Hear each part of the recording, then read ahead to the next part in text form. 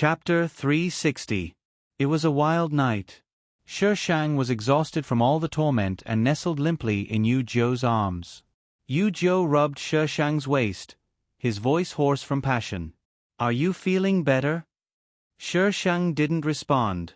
Yu Zhou's hands began to misbehave as he rubbed. Shi Shang kicked him and glared at him. Yu Zhou sheepishly retracted his hand.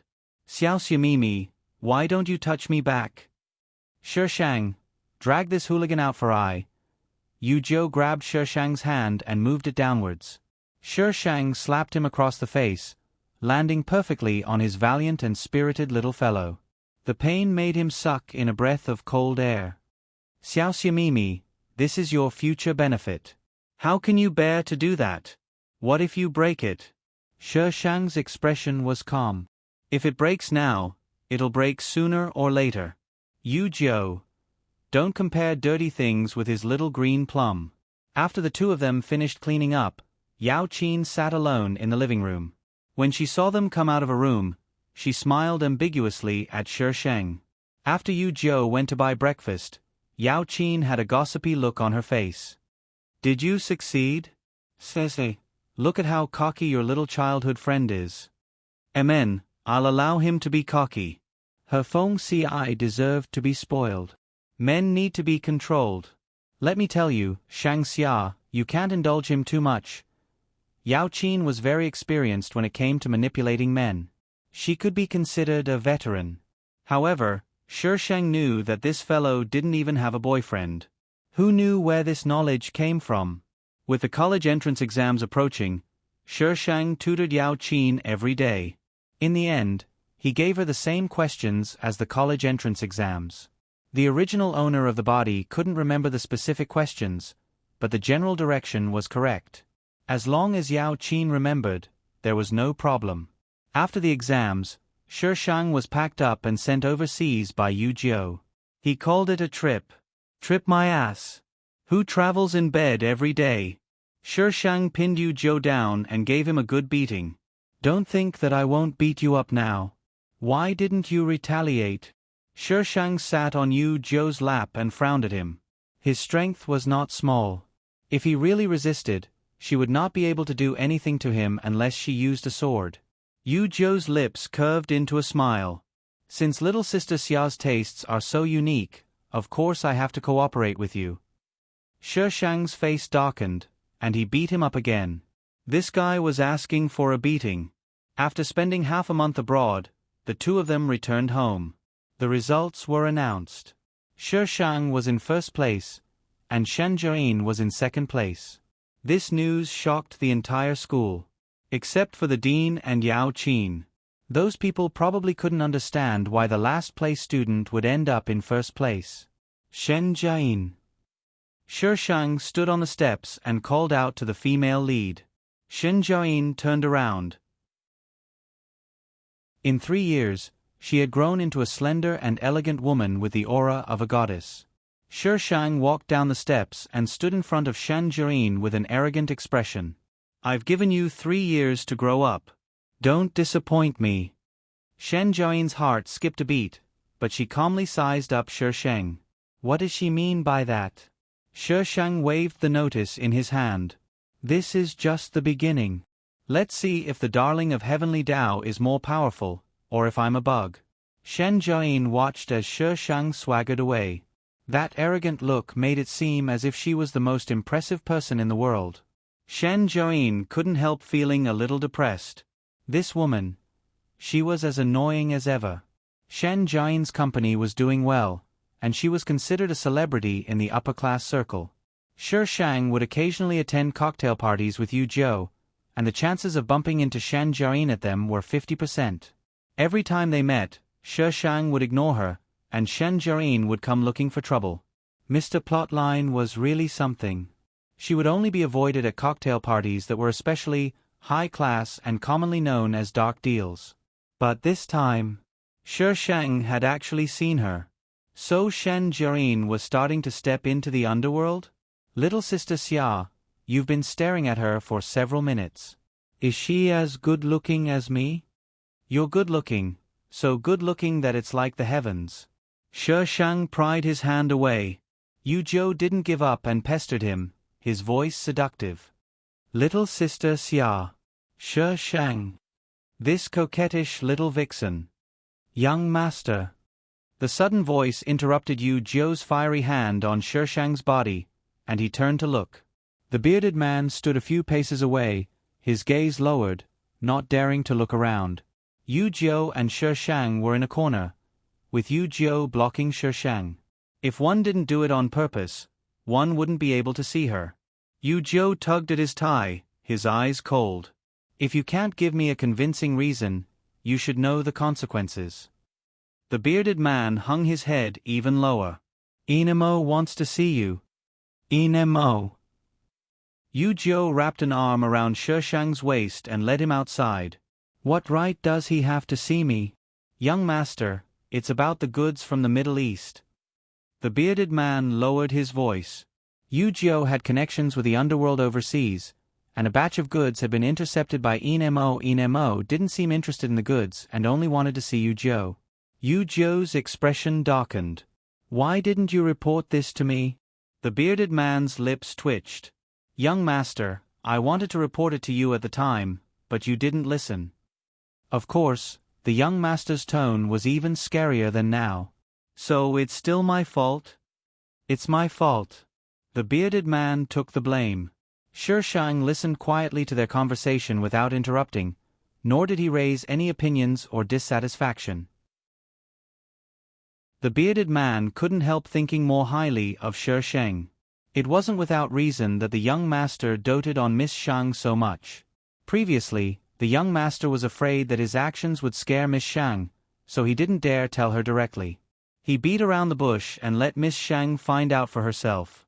When other women found out, they were either too scared to interact with him, or they were so spoiled that they didn't know the immensity of heaven and earth. Let him come over. Yu Zhou finally spoke. Yes. The bearded man left the party to arrange the meeting. By the time Shi Shang and Yu Zhou left the party, it was almost dawn. The bearded man was waiting for them outside. The meeting place was at a winery. There was a wide table with fresh flowers and red wine on it, and a faint fragrance wafted in the air. Inemo, dressed in a black suit, sat on the sofa next to the table.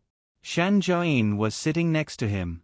TSK, the male and female leads were hooked up. Seeing Shi Shang, Shan Jiayin's pupils shrank. As expected, it's you. Inemo was the first to speak. Yu Zhou settled Shi Shang down before smiling. It's an honor to meet you, Mr. In. Yu Zhou hadn't changed much in the past few years. He was still adorable, with dimples appearing whenever he smiled. He looked like a university student, making it impossible for people to associate him with the underworld. But right now, he was standing there casually, exuding the aura of a strategist. His expression was frivolous and arrogant, and he was on par with the man opposite him. This was Yu Zhou's true self.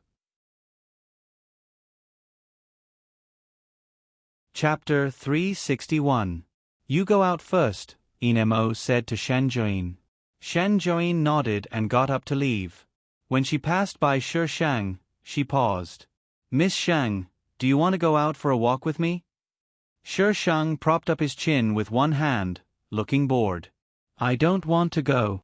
Shan Jiayin's eyes darkened as she looked at Yu Zhou. What these two men wanted to talk about was definitely business. Would he let her stay here? Yu Zhou didn't show any signs of anger and merely stroked Shi Shang's head. Are you tired? We'll finish the discussion soon. Yu Zhou's attitude made it clear that she didn't need to go out.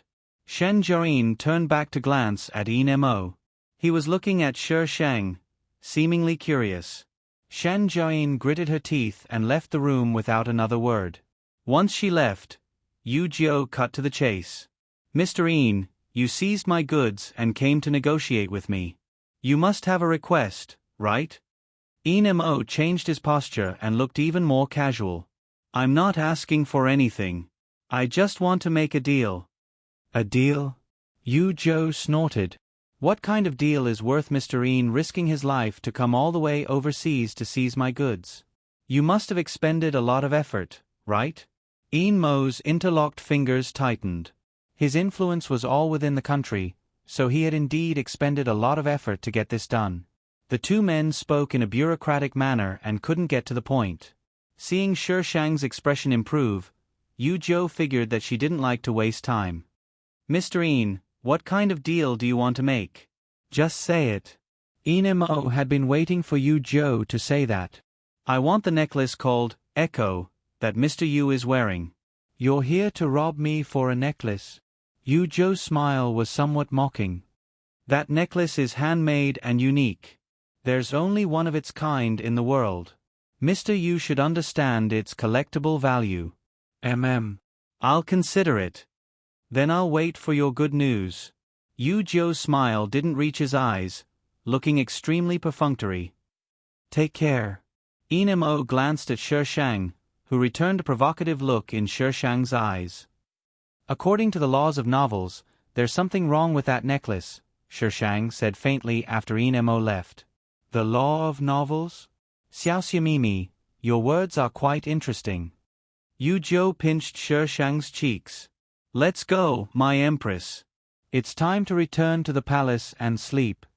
Yu Zhou was intentionally avoiding the topic. Shi Shang gave him a meaningful look. Yu Zhou hugged her and rubbed against her. "You don't have to worry about these things. I'll take care of them." "Oh, okay. Then don't ask me about it in the future." Shi Shang nodded. "As long as you're fine, I'll do as you say." Yu Zhou said these words without hesitation. Shi Shang was very pleased, but he didn't show it on his face. He got up and walked out. When the car left the winery, Shi Shang saw Shen Jiayin and Mo standing in front of the car. The two of them were talking about something, and the atmosphere seemed a little strange. This incident was like an interlude. Shi Shang began to take over the Shang family's business. But she hadn't expected that the first person to talk to her would be Yu Xingyun.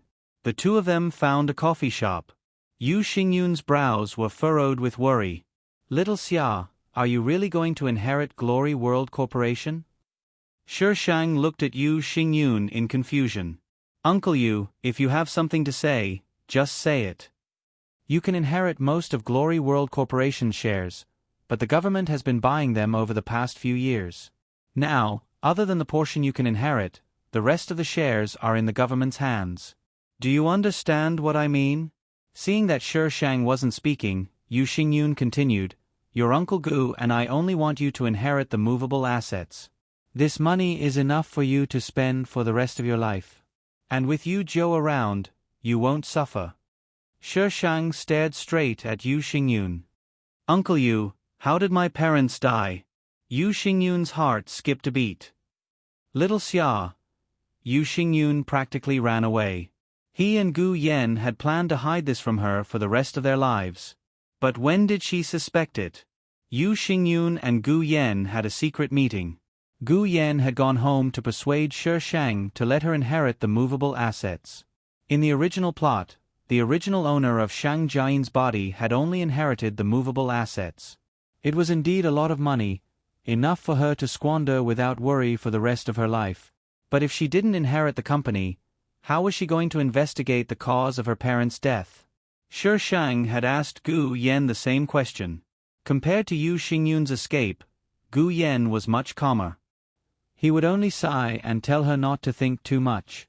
Yu Zhou realized that his little green plum was getting busier and busier, to the point where he had to make an appointment to catch her. When he finally managed to catch her, she was still busy looking through documents. Yu Zhou hugged her from behind, his gaze sweeping over the documents in her hands. He blew hot air into her ear. "Xiaoxiamimi, this is government documents. Where did you get them?" His little green plum was even more ferocious than her. "Money makes the world go round." Shi Shang flipped through the documents. "Don't mess with me. If you want to sleep, go sleep by yourself." "I want to sleep with you." Yu Zhou sucked on her earlobe, the tip of his tongue sweeping across it. Shi Shang couldn't concentrate at all. Smack. Shi Shang slammed the documents on the table and grabbed Yu Zhou by the collar. "Today, I will make sure you can't get out of bed." In the apartment, Shen Jiayin sat on the windowsill, gazing at the thousands of lights in the distance. Inside the house, the phone rang.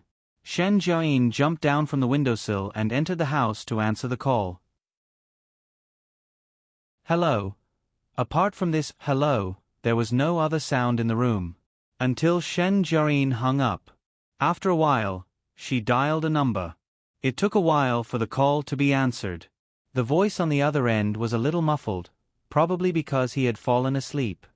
I've thought about your suggestion. Oh. Inemo dragged out his words. Come to my house. Shen Jiayin tightened her grip on the phone. Come over to my place. Shen Jiayin, don't test my patience. Inemo hung up the phone. Shen Jiayin slammed the phone on the table.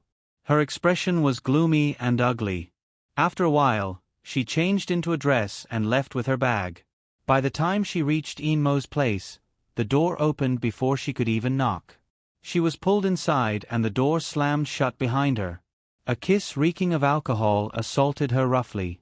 She was pinned against the door and had no way out. Inmo, Shen Jiayin struggled to move to the side. Sober up. Shen Jiayin's resistance made Inmo stop. He turned on the lights at the entrance and turned to go upstairs. He didn't look at Shen Jiayin at all. Shen Jiayin gritted her teeth and followed him upstairs. Inmo stood in the study smoking. Shen Jiayin dawdled for a while before entering. She was a little afraid of this man. I can help you. Inmo pressed the cigarette butt into the ashtray and ground it. But you have to add another condition. Say it. Shen Jiayin tried her best to maintain her image, but in front of this man, she felt that no matter how hard she tried, it was useless. She was already in a sorry state, and it was as if she was naked in front of him. Thank you to Cherub who tipped me for feeding me, please vote. Chapter 362. Yu Zhou proved his words with reality. There were only immortal fields, but no immortal oxen. He sprawled on the bed, his face devoid of life. His little green plum was actually so strong. Shi Shang covered him with the blanket. You should sleep now, right? If you dare cause trouble again, I'll kill you. Yu Zhou's self-esteem was hurt, so he huffed and shrunk under the blanket. Shi Shang looked at the bulge in amusement. She had spiritual energy in her body, so her energy was definitely much better than his. Shi Shang took the documents to the bed. As soon as she climbed in, Yu Zhou rolled over and hugged her, falling into a deep sleep. Shi Shang sighed. He left a lamp on and slowly looked through the densely packed documents. There wasn't much useful information in the documents, just some of Glory World Corporation's acquisition plans and evaluations. Yu Xingyun said that Glory World Corporation was under the government's control. Why? Glory World Corporation had a long history and wasn't some new company. Why would the government want to acquire such a complicated company? Why would those people be willing to sell their shares? If it was for money, then with Glory World Corporation's development, their hands would be sore from the dividends they received every year. If they sold their shares, then they would have nothing left. How interesting. Shi Shang didn't even register for university. She had already attended many universities and didn't want to go any further. No matter how Gu Yan and Yu Xingyun tried to persuade him, Shi Shang acted as if he wanted to return to the palace and ascend to the throne. Not even Yu Xingyun's Yu Zhou could persuade him. How could Yu Zhou persuade him? He supported Shi Shang with his body.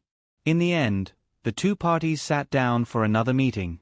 Uncle Gu, Uncle Yu, if you can't give me a convincing reason, I won't give up. Shi Shang's tone was calm. We know. Gu Yan sighed. Today, we'll talk to you about Glory World Corporation's current situation.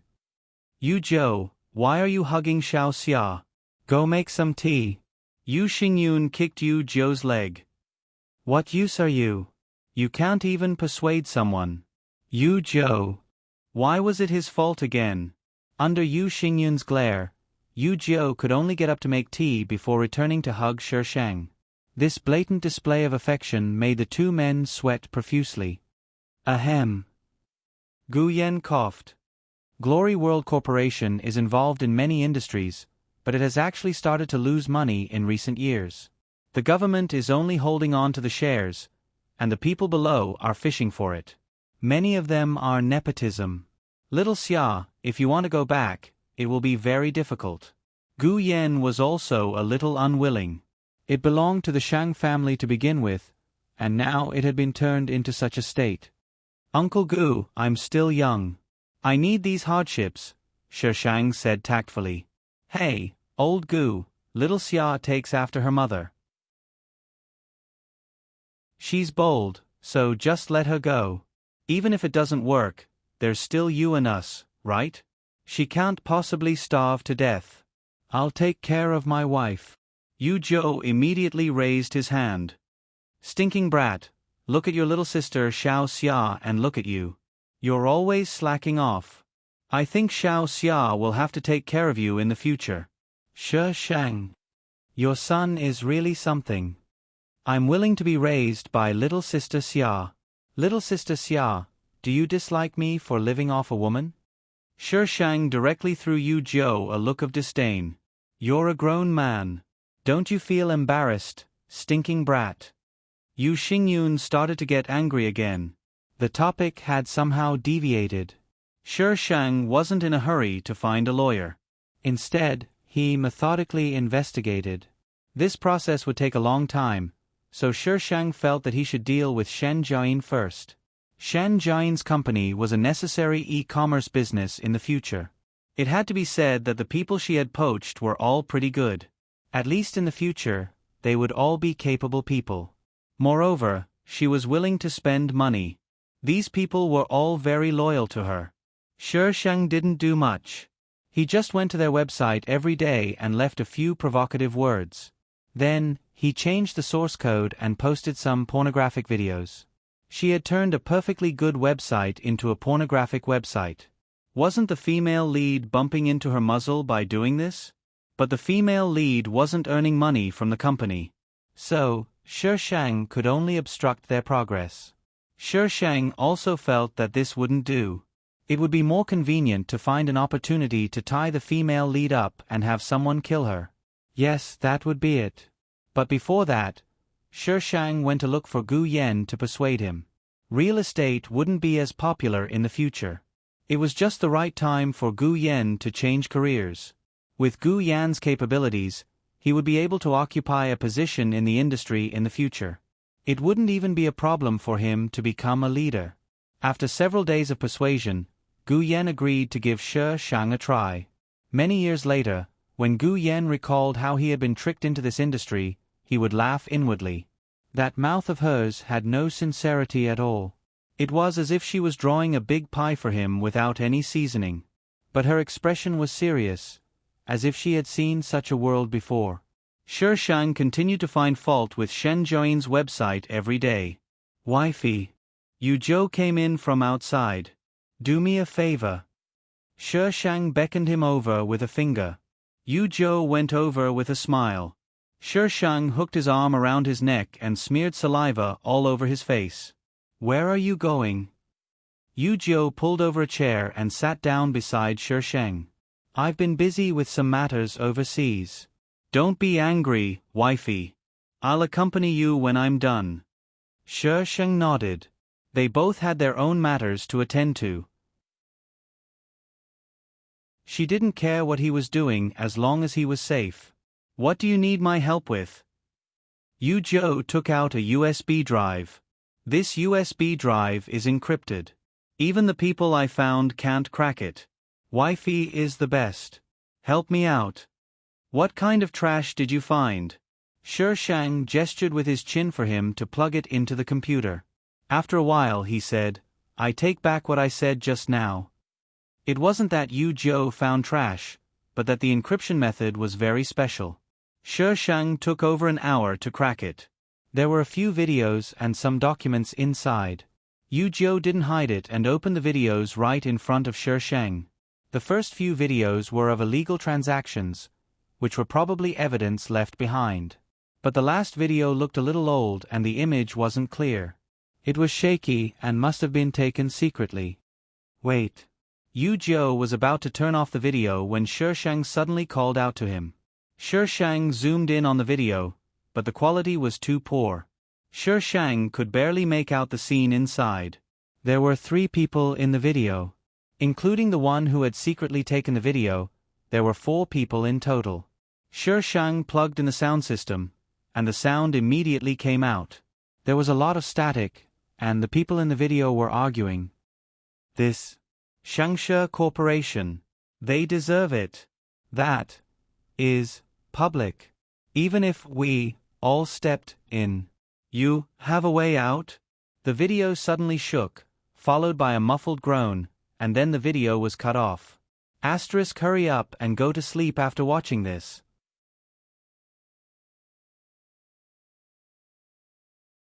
Chapter 363. When Shi Shang heard the words Shangshe Corporation, she repeated it several times before finally connecting the dots. The higher-ups will take care of this matter. Shangshe Corporation was disobedient, so they deserved their fate. That place was a public area, and they hadn't even signed the contract, not to mention that the higher-ups knew about it. We've already stepped in. Do you think you have a way out? The people in the video were too blurry to tell, but the background looked familiar. Where did you get this video? Shi Shang asked Yu Zhou. I stole it from Enmo, Yu Zhou replied honestly. Enmo, Shi Shang made a copy of the video. Can I take a look at the documents? Shi Shang pointed to several other documents.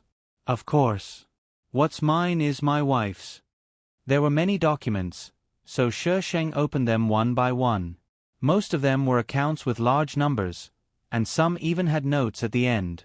There were also documents written in text, but they were all important contracts that had nothing to do with Shangshe Corporation. When she reached the last 2 documents, Shi Shang finally saw the words Shangshe Corporation. The first was a contract to purchase land. The buyer was Shangshe Corporation, and it had already been signed and sealed. However, the seller didn't sign, nor was there any information. There wasn't even a mention of the land, and they used the code name JY. The second document was a list of names. Most of them had the surname Shang, and there was a red cross at the end. There were quite a few people, at least 40 to 50. The original owner's parents were among them. Shi Shang saw Shang Xia's name, followed by a question mark. There was another name with a question mark, Shang Yang. This name wasn't in the original owner's memories, but it was in the plot. Shang Yang was an overseas returnee. He was a sinister and cunning person who had always opposed the female lead, as if she had a deep grudge against him. In the end, he was naturally cannon fodder. This is too much. No matter how she looked at it, there was a huge conspiracy behind this plot. It was definitely added by that idiot system. What the hell? Shi Shang chased Yu Zhou away, telling him to do his own thing. She took the list and checked it one by one. These people had all died in an accident. After the original owner's parents died, everyone except Shang Yang and Shang Xia, who had a question mark. What was it that was worth killing so many people? Shi Shang took a closer look at the contract. It was worth more than 100 million yuan. Shangshe Group must have kept a record of such a large contract. Of course, it was also possible that it had been destroyed. Therefore, the most convenient method now was to ask Gu Yan and Yu Xingyun. However, Shi Shang felt that they did not know the details. According to this list, some people regarded the Shang family as a thorn in their side, but she had lived here peacefully for so many years. Someone must have helped her erase her information. However, Gu Yan and Yu Xingyun supported her return to Glory World Corporation. That way, the person who harmed the Shang family would definitely know. What was going on between Gu Yan and Yu Xingyun? That was not right. Shi Shang took the list and went straight to Gu Yan's company. Gu Yan was in a meeting. Shi Shang was waiting for him outside.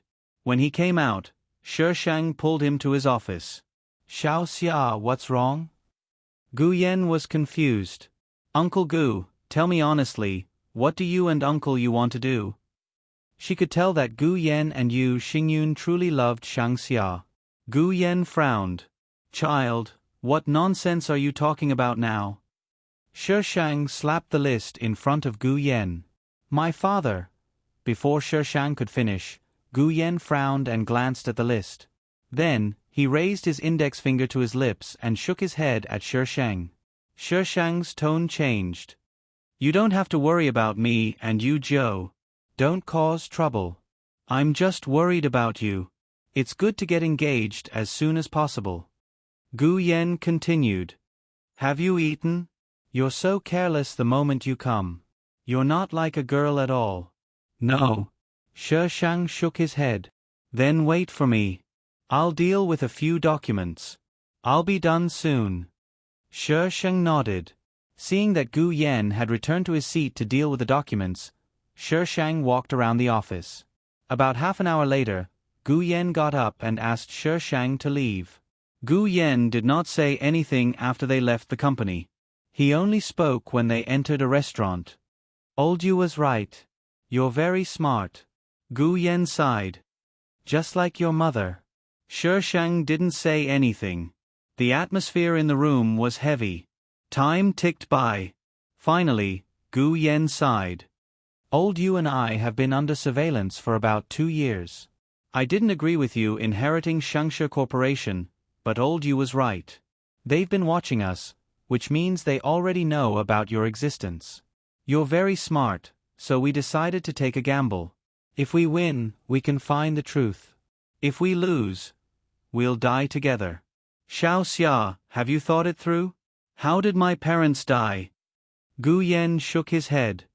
I haven't investigated the details yet. I received an anonymous call in the middle of the night. It was from your mother.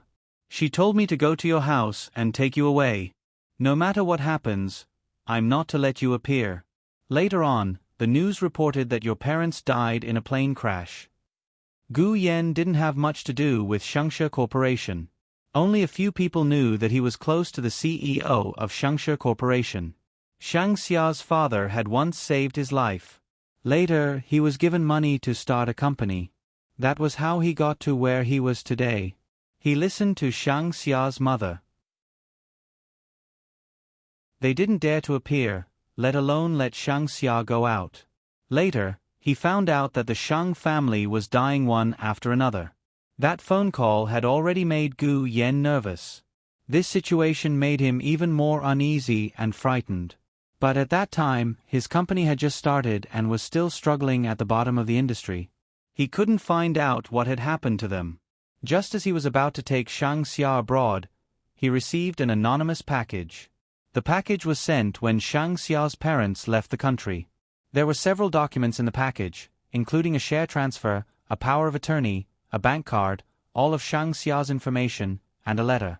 In the letter, Shang Xia's parents asked Gu Yen to take good care of Shang Xia. They had already asked a friend to destroy all her information. There was no need to take her away. They never let Shang Xia appear in the public eye. Everyone knew that they had a daughter. They had always called her by her nickname and protected her very well. So, no one except the Shang family knew what their daughter's name was, what she looked like, and how old she was. However, most of the Shang family were dead. Although the surname Shang was not common, it was not uncommon either. If they really left suddenly, it would attract attention. So, Gu Yen did as they said and stayed. The original owner vaguely remembered that period of time. But at that time, even Gu Yen was muddle-headed. The original owner fell sick and couldn't get better. It had been more than 2 months. At that time, there were no cameras everywhere. The internet was not developed, so it was much easier to hide a person.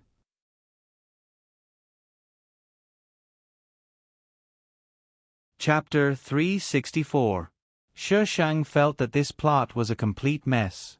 He really wanted to beat the system up. What kind of F***king plot was this? She was just a supporting actress. Did she need such a grand plot? Couldn't she just let this darling have a happy family? Couldn't she just let this darling act cool in peace? Host, every character has a family background. According to the script, Shang Xia only inherited the movable property left to her by her parents. Her parents had already passed these things around, so naturally, no one could find out. So, to outsiders, she was just a rich and beautiful girl. But if you want to find out the truth, you have to take a completely different path from her. Testing this darling's IQ? F***CK. Uncle Gu, don't worry about this. I'll deal with it myself. Gu Yen immediately became serious. You're just a little girl. What can you do? I was already worried about pushing you out. They wanted to use this method to lure out the mastermind. He had wanted to take her away from here, but he found that everything about him was being watched. Yu Xingyun's side was a little better, but he was afraid that going abroad would alert the enemy and cause the person behind him to do something crazy. They had been under surveillance for 2 years and hadn't done anything. This proved that they didn't want Shang Xia's life. As long as it wasn't her life, they still had a bargaining chip. Uncle Gu, thank you. But you and Uncle you shouldn't get involved. That's the best thing for me. You have to believe me. I'm much more capable than you think. Gu Yen argued with reason, but Shi Shang firmly rebutted him. He was an adult, yet he couldn't win against a child. Then when do you plan to go back? I'm not in a hurry. I still need some materials. After parting ways with Gu Yen, Shi Shang gave Yu Zhou a call to ask if he dealt with all the suspicious people surrounding her. Yu Zhou happily answered, even asking for praise in a tone of voice. If he were in front of her, Shi Shang would definitely throw the phone at his face. Shi Shang thought about it for a long time. Using IQ was too tiring. She grabbed the iron sword and stormed toward the Long family. Who are you looking for? The Long family's servant saw Shi Shang's gloomy expression and the iron sword in her hand and felt a little scared. Open the door. The maid didn't dare to open the door. Miss, who are you looking for? Shi Shang was impatient. He raised his hand and slashed at the iron gate. The iron door, which usually looked sturdy, could not even withstand a single blow from the iron sword and was split in half. The servant screamed and hid to the side. Shi Shang strode inside. Miss, who are you looking for? You can't come in, please. Shi Shang pointed his iron sword at the person who spoke. That person immediately retreated with a terrified expression. Whoever tried to stop her would definitely be chopped up. They went all the way to Long Run's study. Bang! The people in the study were all shocked. They were even more shocked when they saw the person standing outside. Midsummer. Long Run was much older than he was 3 years ago, but his voice was still full of energy. Shi Shang scanned the crowd and said, Everyone's here. Mo and Shen Jirin were both there. Other than the two of them, there were also 2 other old men that he didn't recognize. She couldn't tell who the person in the video was, but she remembered this place. This was the background of the video. Even the furnishings had not changed. Long Run definitely had something to do with this. Shi Shang turned around and pointed his sword at the bodyguards who had followed her. Get lost. She was clearly a gentle girl, but when her face darkened, she looked so scary. It was as if one could feel a sense of oppression standing beside her, making one breathless and weak at the knees. Long Run had seen all kinds of big scenes. He waved his hand at those people. Only then did the bodyguards slowly back away a little. Shi Shang closed the door and pasted a talisman on it. She didn't do it discreetly. Everyone present saw it. They all had strange expressions on their faces. Among them, Shen Jirin was the strangest. Midsummer, what are you trying to do? Shen Jirin took advantage of the fact that she knew Shi Shang and questioned her first. Shi Shang tilted his head and looked at her. The iron sword was pointed at her head. Shut up. One more word and I'll cut you. Shi Shang. Shi Shang's iron sword swept over. Mo quickly carried Shen Jirin in his arms and turned to avoid the iron sword. Be good and stay here. You'll have a chance to talk. Shi Shang didn't mind. Anyway, with Tiandao's help, she definitely wouldn't be able to kill these 2 cockroaches. Shi Shang looked at Long Run, who was still sitting calmly. Mr. Long, how have you been? It was different from 3 years ago. Her voice was no longer childish, but it was still clear, like a trickling stream that flowed directly into one's heart. Miss Shang, why have you come to my house with such a big entourage? Are you playing dumb with me? Sher Shang kicked a vase that was half the height of a person beside her. The vase shattered into pieces. Remember what I told you before? Long Run's face darkened. The three old men looked at each other. Long Run spoke first. Shang Xia, you already know your identity? Sher Shang snorted. I've always known who I am and what I have. What I want to know now is what Land Glory World Group bought and the truth behind my parents' deaths. Don't joke around with me. Take a look at this for yourselves. Sher Shang threw the USB drive over. Speak to me after you've finished reading it. If anyone dares to fabricate nonsense, I'll kill you right here and now. Don't think that I don't dare. There's nothing in this world that I can't do. You're crazy, an old man beside Long Run growled, his face full of anger. TSK, big boss. You're scared by this little entourage? Sher Shang snorted in disdain. He tapped his iron sword on the table beside him. Hurry up and read it. Stop wasting time. The combined age of the three old men was more than 200 years old, but they were being ordered around by a young girl who wasn't even 20 years old. The old man on Long Run's left, who hadn't spoken, quietly reached behind him. Sher Shang glanced at him out of the corner of his eye, watching as the old man pulled out a gun and pointed it at him. He pushed up his reading glasses, a benevolent smile on his face.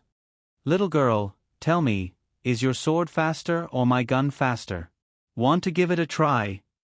The smile on Sher Shang's lips caused the spear-wielding old man to feel uneasy. But due to his trust in his gun, he suppressed his uneasiness. Put down your sword. We'll have a good talk with you. Idiot. The old man felt something hit his wrist. He raised his arm and shot the ceiling with a flick of his finger. The sound echoed in the room for a long time, filling the room with the smell of gunpowder. How did she do it? She clearly hadn't done anything. She's a cultivator. Inamo stared at Sher Shang in confusion. I really didn't expect you to be a cultivator. Yu Zhou's eye for people was as good as ever. Sher Shang knew Inamo was a cultivator.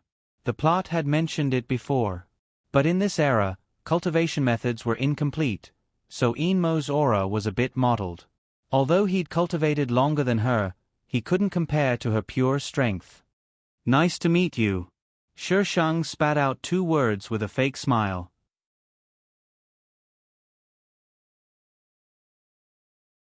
Chapter 365. Cultivators weren't a secret in the circle of the top rich and powerful. Some people would even specially raise such a person to keep watch over them. As soon as Inmo said this, the expressions of the 3 old men changed. Cultivators. In their eyes, they were masters with extraordinary abilities. Such people couldn't be offended. In the end, the 3 of them compromised and turned to Long Run's desk to watch the video.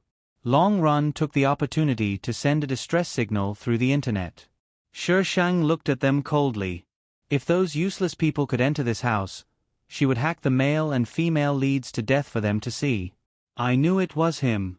Old Wang, that bastard, has been guarding against us. After watching the video, the old man with the gun said angrily. Long Run motioned for the 2 to be quiet. The most important thing now was to stall for time. As long as his men arrived, he didn't believe that he couldn't deal with this little girl. Sher Shang patiently waited for them, giving Shan Jiayin a smile in the meantime. It was a dazzling smile, but it made people's hair stand on end. Shan Jiayin had lived 2 lives and had never seen such a strange person. How angry was she? Not necessarily. Although her words were nasty, her tone was calm and there wasn't much anger. She wasn't angry, right? Her smile was sinister, as if she could peel off a layer of the other party's skin at any time. The little girl from the Shang family. Think carefully. I have a brain. If you want to fool me, you have to make up a good story, Sher Shang reminded him. You have to tell a story with a beginning and an end. Don't be full of loopholes and make people laugh. Long Run choked. This silly girl didn't play by the rules. She blocked the way as soon as she came. Your parents are very powerful, but sometimes you have to go with the flow. Besides, We can't make the decision in that matter. Long Run's face showed some sadness, playing the role of an elder who was forced into a corner. Sher Shang listened to Long Run's nonsense to stall for time, but she didn't interrupt him. What Long Run said was nothing more than that Shang Xiao's parents deserved that fate, but he didn't get to the point at all. Long Run observed Sher Shang's expression as he spoke. Her expression didn't change from the moment he started talking. It was strangely quiet. Long Run's heartbeat sped up. Why was this silly girl's gaze so penetrating? It was as if she could see through everything. Just as they were speculating, there was a sudden breaking sound outside. Long Run and the other two old men immediately exchanged glances. Reinforcements had arrived. However, other than the sound of brakes, there was no other sound. What was going on? How could there be no movement at all? The old man with the gun couldn't hold it in any longer.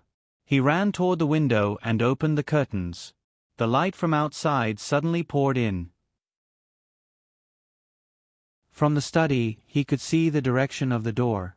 There were many cars parked there, but the entrance was blocked by a group of men in suits. They all had guns in their hands.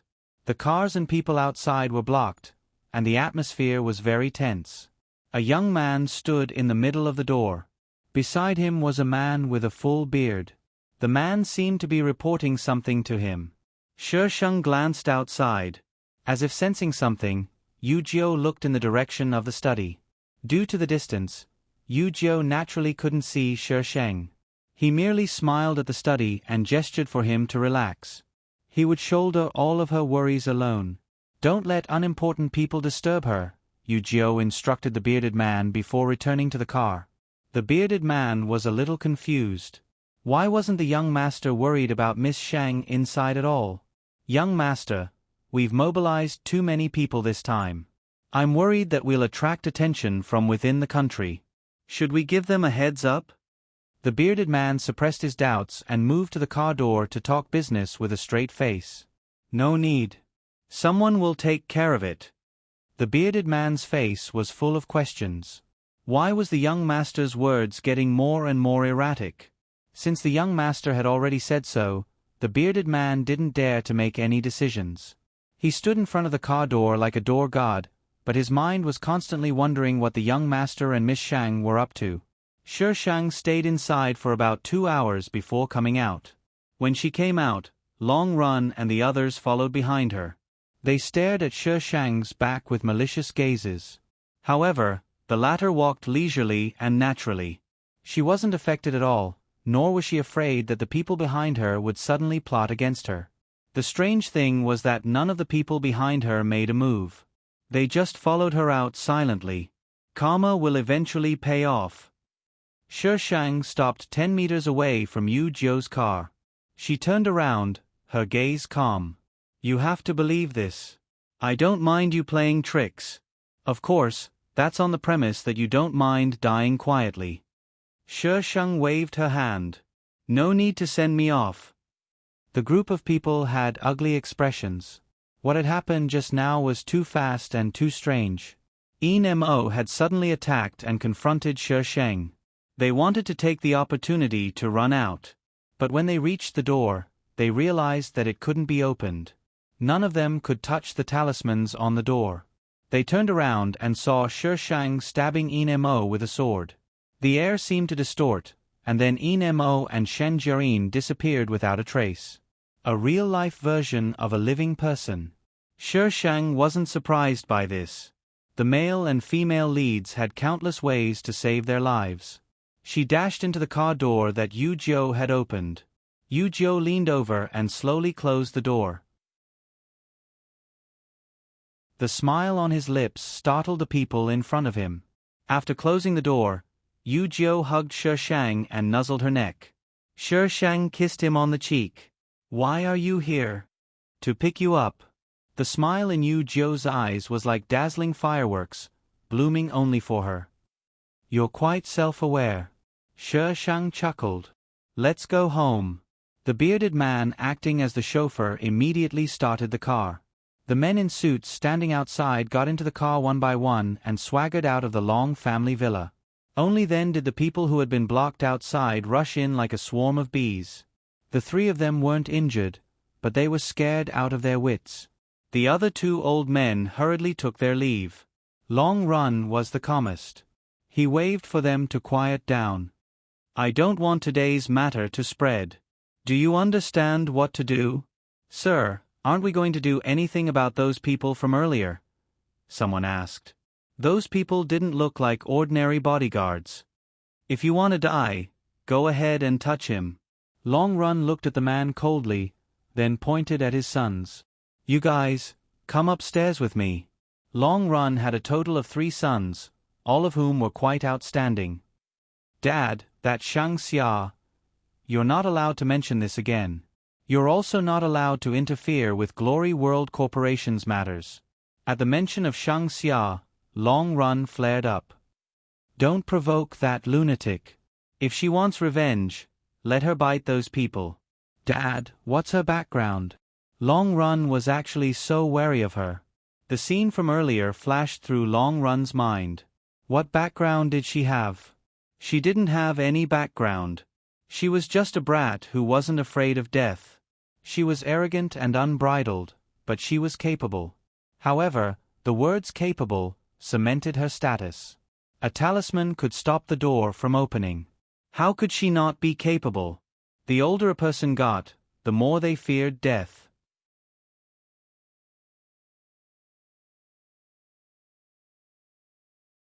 Chapter 366. Shi Shang had learned some of the truth from Long Run. Back then, Shang Xia's parents had purchased a piece of land to build a hot spring. According to Long Run, they had planned to build a hot spring resort on that piece of land. There was a natural hot spring there. At the time, H province was being developed and transportation was convenient, so the resort would definitely be profitable. They had already signed the contract, but someone had spread the news that there was a primary diamond deposit under the land. And it was a large primary diamond deposit. Primary diamond deposits were rare in the country. When such a piece of news suddenly spread, those who knew about it eyed Shangsha Corporation like wolves and tigers, wanting a piece of the pie. The purchase contract in Shang Xia's parents' hands became a death knell. This kind of news should have been reported to the relevant departments, but the person in charge had stopped it and paid many people to keep their mouths shut. The news hadn't spread widely in the first place, so it wasn't difficult to keep it under wraps in an era without the internet. With Shangsha Corporation being targeted, Shang Xia's parents quickly destroyed all information about the land purchase. However, their actions proved that there really was a primary diamond deposit there. That was the reason for the series of events that followed. Shang Xia's parents had been forced to fall into the sea with their car, leaving no trace of their bodies behind. However, the location hadn't been exposed. Even now, they only knew that it was in H province and didn't know its exact location. They wanted to take it all for themselves? Yu Jiao hugged Shi Shang and rested his chin on her shoulder. No. Shi Shang looked up. If they wanted it, things wouldn't have escalated to such an extent. The higher-ups wanted it all for themselves, but my parents wanted to report it to the country. Who is that person? Yang Huairan. Shi Shang softly spat out the name. He's climbed pretty high. Yang Huairan, the country's second-in-command, could be said to be able to cover the sky with one hand. Yu Zhou hugged her quietly. After a long while, he turned her body in a half-circle so that they were face to face. Do whatever you want to do. I can guarantee that you will be able to escape unscathed. Shi Shang wrapped her arms around his neck and hugged him quietly. At night, Shi Shang was looking through documents when Yu Zhou pulled out a jewelry box from somewhere. Shi Shang frowned at him. Yu Zhou chuckled. Your mother left it behind. He sat down beside Shi Shang. I got it from my master. You have a master? Yu Zhou rubbed Shi Shang's head but didn't reply. Shi Shang knew that he didn't want to talk about it, so he didn't ask and opened the box. Inside was a necklace. The design style was a little classical, but it was still fashionable. Even if she wore it now, it would still make people's eyes light up. There was a thumb-sized gem at the bottom. It was blue, but when it was held against the light, it felt like it was filled with water. I've seen her wear it before. Because it's rather special, I recognized it at a glance. Shang rubbed the jewel and held it to the light. Inside, it was indeed like flowing water. When she shook it, layers of ripples appeared. Nature was indeed magical.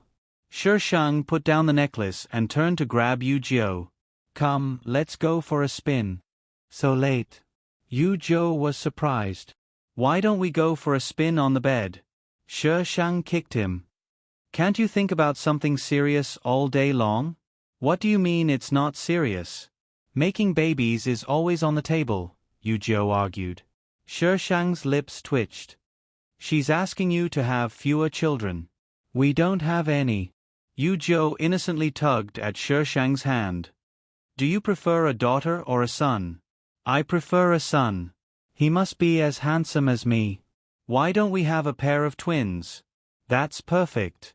Shang suddenly fell silent. In the past, Feng Ci didn't have many requirements for children. This was the first time she'd heard such words from him. Wife. Yu Jiu panicked at Shang's silence. He hugged her and comforted her. Don't have children, don't have children. If wife doesn't like it, we won't have any. Shang shook his head helplessly. It wasn't a matter of whether she wanted to have children or not, but that she couldn't. Do you really like children that much? Yu Jiu paused as he patted Shang's back. His voice was a little muffled. It's not that. I just feel a little unsafe. Wife, I feel like you're going to leave me at any moment. I'm a little scared. With children, half of her attention would be taken away by them. But he preferred it when all of her attention was on him. Shang reflected for a moment. Is this how he feels about me? She didn't like to drag things out, but she would always explain things clearly to him, afraid that he would overthink things. Why did he have such a feeling? Could it be that she wasn't good enough to him this time? Who told you to be so pretentious? Was it her fault that she wanted to hit him? She wasn't going to take the blame. Shang sighed. She really owed him. Shang flipped over and pressed Yu Jiu under his body, kissing him in an extremely gentle manner. This time, Shang took the lead. The process was so gentle that Yu Jiu felt it was surreal. It was only when he courted death and tried to continue teasing Shang that he realized it was all a figment of his imagination. His wife was still so violent. His heart felt stifled. But the feeling just now was really good. He really wanted to do it again. Yu Jiu looked at the person in his arms and felt a little restless. You're so energetic today? Shang looked up at him. It was too dark, so he couldn't see his expression. Don't talk about being able to see his eyes in the dark. Nonsense. She had to use her spiritual energy to see clearly. Shang grabbed his hand and channeled his spiritual energy into his body, circulating it through his meridians. Oh. Yu Jiu groaned. His body felt like it was wrapped in a warm current, sweeping away all of his exhaustion and tiredness. It was so comfortable. Wife, are you really an alien? Yes. Are you scared? No. Even if you're an alien, I'll still like you. Pfft. If we really meet an alien, I think you'll run faster than anyone else. Shang circulated his spiritual energy around Yu Jiu's body a few times before releasing him. Come, little vixen. Let's fight until dawn tonight. Yu Jiu was dumbfounded. It was only when Shang climbed on top of him that he reacted and immediately seized control of the situation. Shang felt that he had channeled too much spiritual energy into Yu Jiu, but this guy really did fight until dawn. The first rays of the morning sun poured in through the half-opened curtains, illuminating the two people in each other's embrace. Their exposed skin seemed to be coated in a layer of warm light. Shang felt a little uncomfortable from the sunlight and shrank into Yu Jiu's embrace. Perhaps it was because his movements were a little too loud that he woke him up. It felt so good to be able to see his wife as soon as he opened his eyes. He planted a kiss on Shang's forehead and glanced at the clock. It was actually almost midnight. When she woke up, she would probably be hungry, right? But he really wanted to hug his wife. He was so conflicted. Should he continue sleeping or cook? In the end, Yu Zhou got out of bed to cook. He couldn't bear to see her go hungry.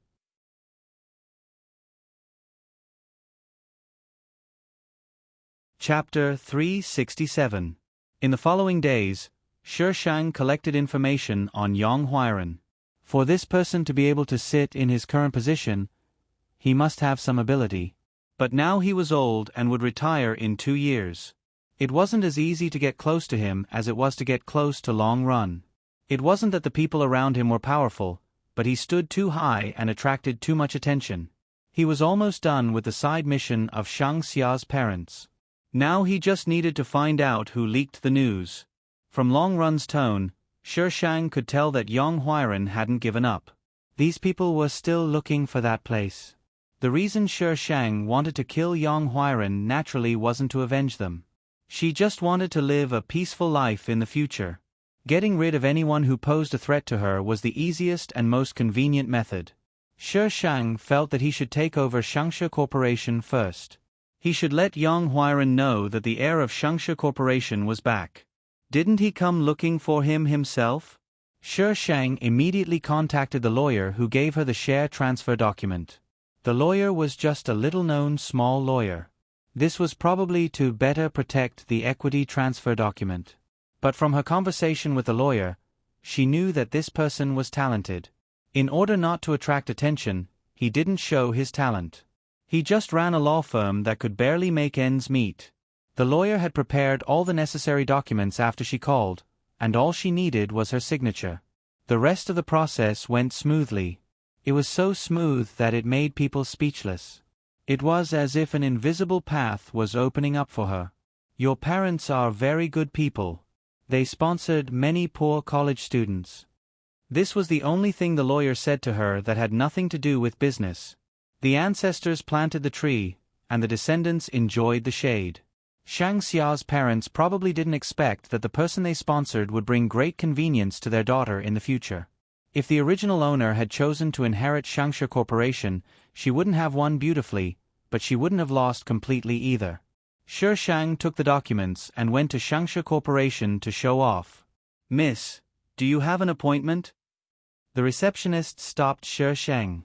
Seeing that Shi Shang was alone and dressed casually, she couldn't help but look down on her. Appointment? With whom? The receptionist. She didn't even know who she was meeting. Was this woman here to cause trouble? "Miss, you can't go in without an appointment." The receptionist's attitude immediately became firm. "I'll go back to my... Hello, I have an appointment with Mr. Yang." A voice suddenly came from the side. Shi Shang put his hands on the table and sighed heavily. It was really a case of meeting each other everywhere. Shen Jiayin had probably just noticed Shi Shang and was slightly shocked. She then retreated warily. This woman was so violent. But when he thought about how there were so many people here, he calmed down. She wouldn't do anything here.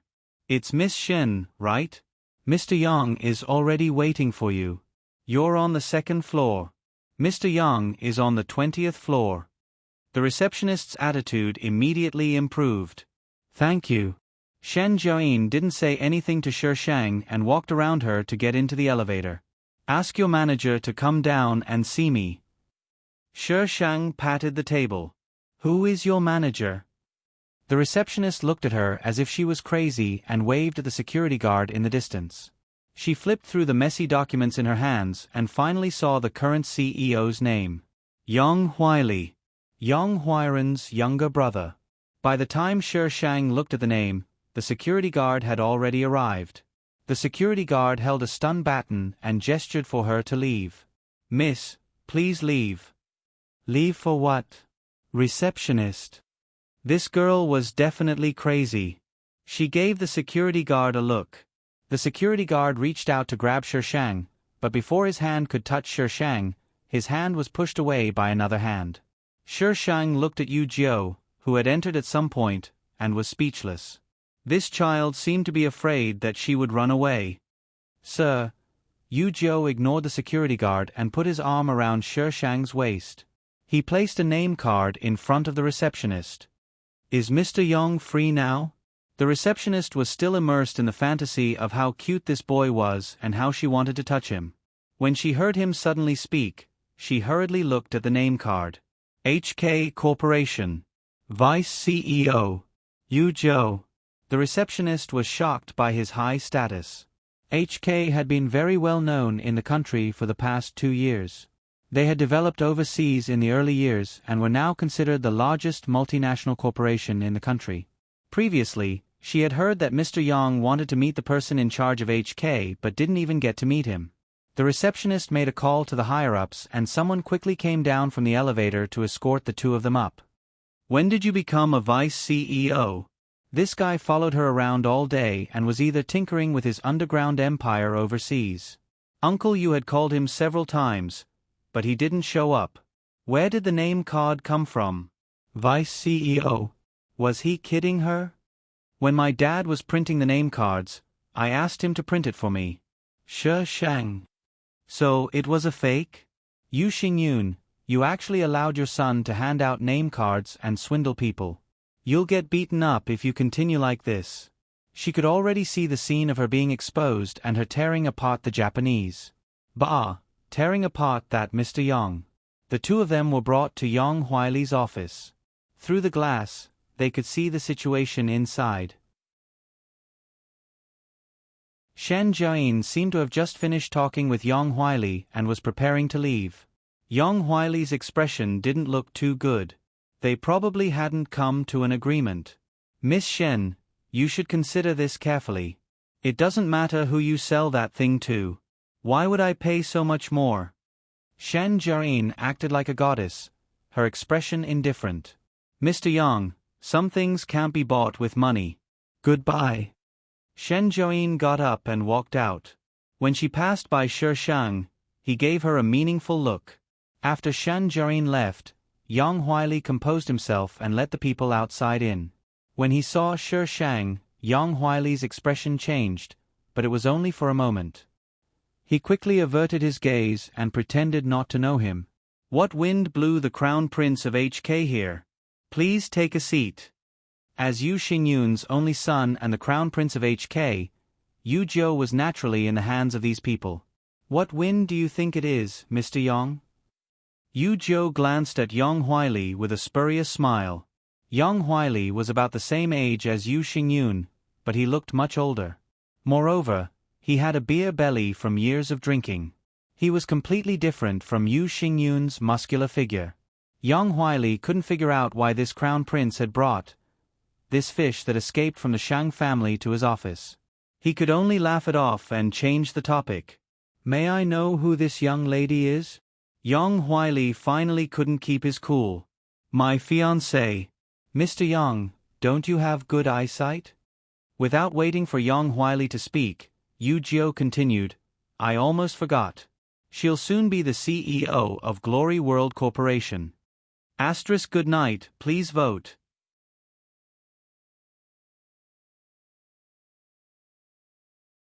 Chapter 368. Yang Huaili could accept the first explanation, but the latter. "Mr. Yu, you must be joking. How did your fiancé become the CEO of Glory World Corporation? Isn't it unfair for your fiancé to come here?" Yang Huaili played dumb, but Shi Shang couldn't be bothered to talk nonsense with him. "Xiao Yang, we all know the truth. What's the point of saying this?" She threw a stack of documents on the table. "All the documents are here. Xiao Yang, take a look." Yang Huaili's expression was even worse than when he met Shen Jiayin. He picked up the documents and flipped through them. DNA test, proof of identity, transfer of shares. All the necessary materials were available. Yang Huaili's hands trembled. These shares belonged to Shang Xia's parents and the rest of the Shang family. Now, all of them were in Shi Shang's hands. A total of 54%. He was the biggest shareholder of the company and had absolute control of the shares. Glory World Corporation belonged to the Shang family, and most of the shares were still in their hands. Yang Huaili called in his legal team, probably to look for loopholes. However, Shi Shang could give them whatever they wanted. The lawyers were very well prepared. Yang Huili and the others couldn't find any loopholes. The first thing Shi Shang did when he took office was to recruit and fire people. The lawyers were the first. He even borrowed a lot of people from Yu Xingyun and Gu Yan who knew the ins and outs of the company. She couldn't handle so many things alone. She didn't care about their reactions. Those who needed to be replaced would be replaced, and those who needed to be fired would be fired. Trouble? I can't beat you to death. Unhappy? I's the heir. If you're unhappy, you can be the heir too. Call the police? I'm not afraid of money. I'll pay for it.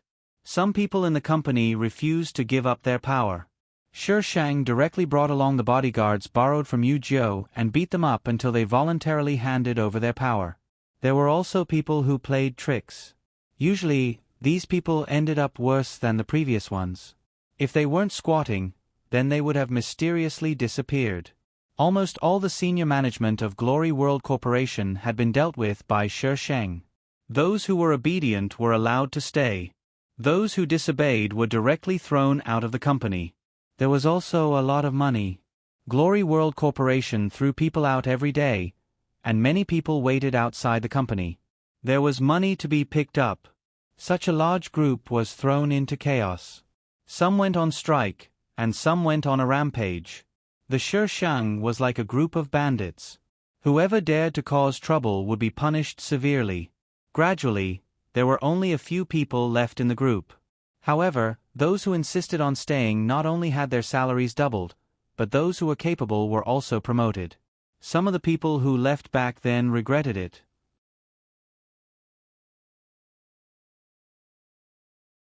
A ruthless glint flashed across Shen Jiaoyin's eyes. There are too many people here. Heh. You want to trick me into going out and then catch me? Shen Jiaoyin, I'm tired of this. Let's try something new. What? Shen Jiaoyin couldn't help but grip the hem of her clothes. After a moment, she calmed down. Shang Xia, I just want to talk to you alone. That's all. Don't you understand what my little sister Xiaoxia is saying? Yu Jiu cast a sidelong glance at Shen Jiaoyin. Or do you think I'll let little sister Xiaoxia leave my sight with you? He wanted nothing more than to hang on to her 24/7. How could he let her leave with a strange woman? Shen Jiaoyin really didn't know how to respond. He wasn't falling for it. She subconsciously glanced at a shop across the neighborhood and gritted her teeth. In that case, I'll leave first. Shang Xia, if you've thought it through, come find me. As she walked past Shi Shang, she lowered her voice and said 2 words in that instant. Shi Shang watched her leave without a change in his expression. If this was the real Shang Xia, Shen Jiaoyin could indeed trick her. Unfortunately, she wasn't. Other than Yu Jiu, she didn't care about anyone else. As long as it was within her means, she could help those who had given her convenience and kindness, but she had to do her best to help them. Impossible. She wasn't that kind of person. Nor would she become that kind of person. She was cold-blooded and heartless. But so what? Kind people often died quickly and had to take the blame. Even if they cleared their names in the future, could they come back to life? Asterisk pleading for votes T crying. There were so few votes.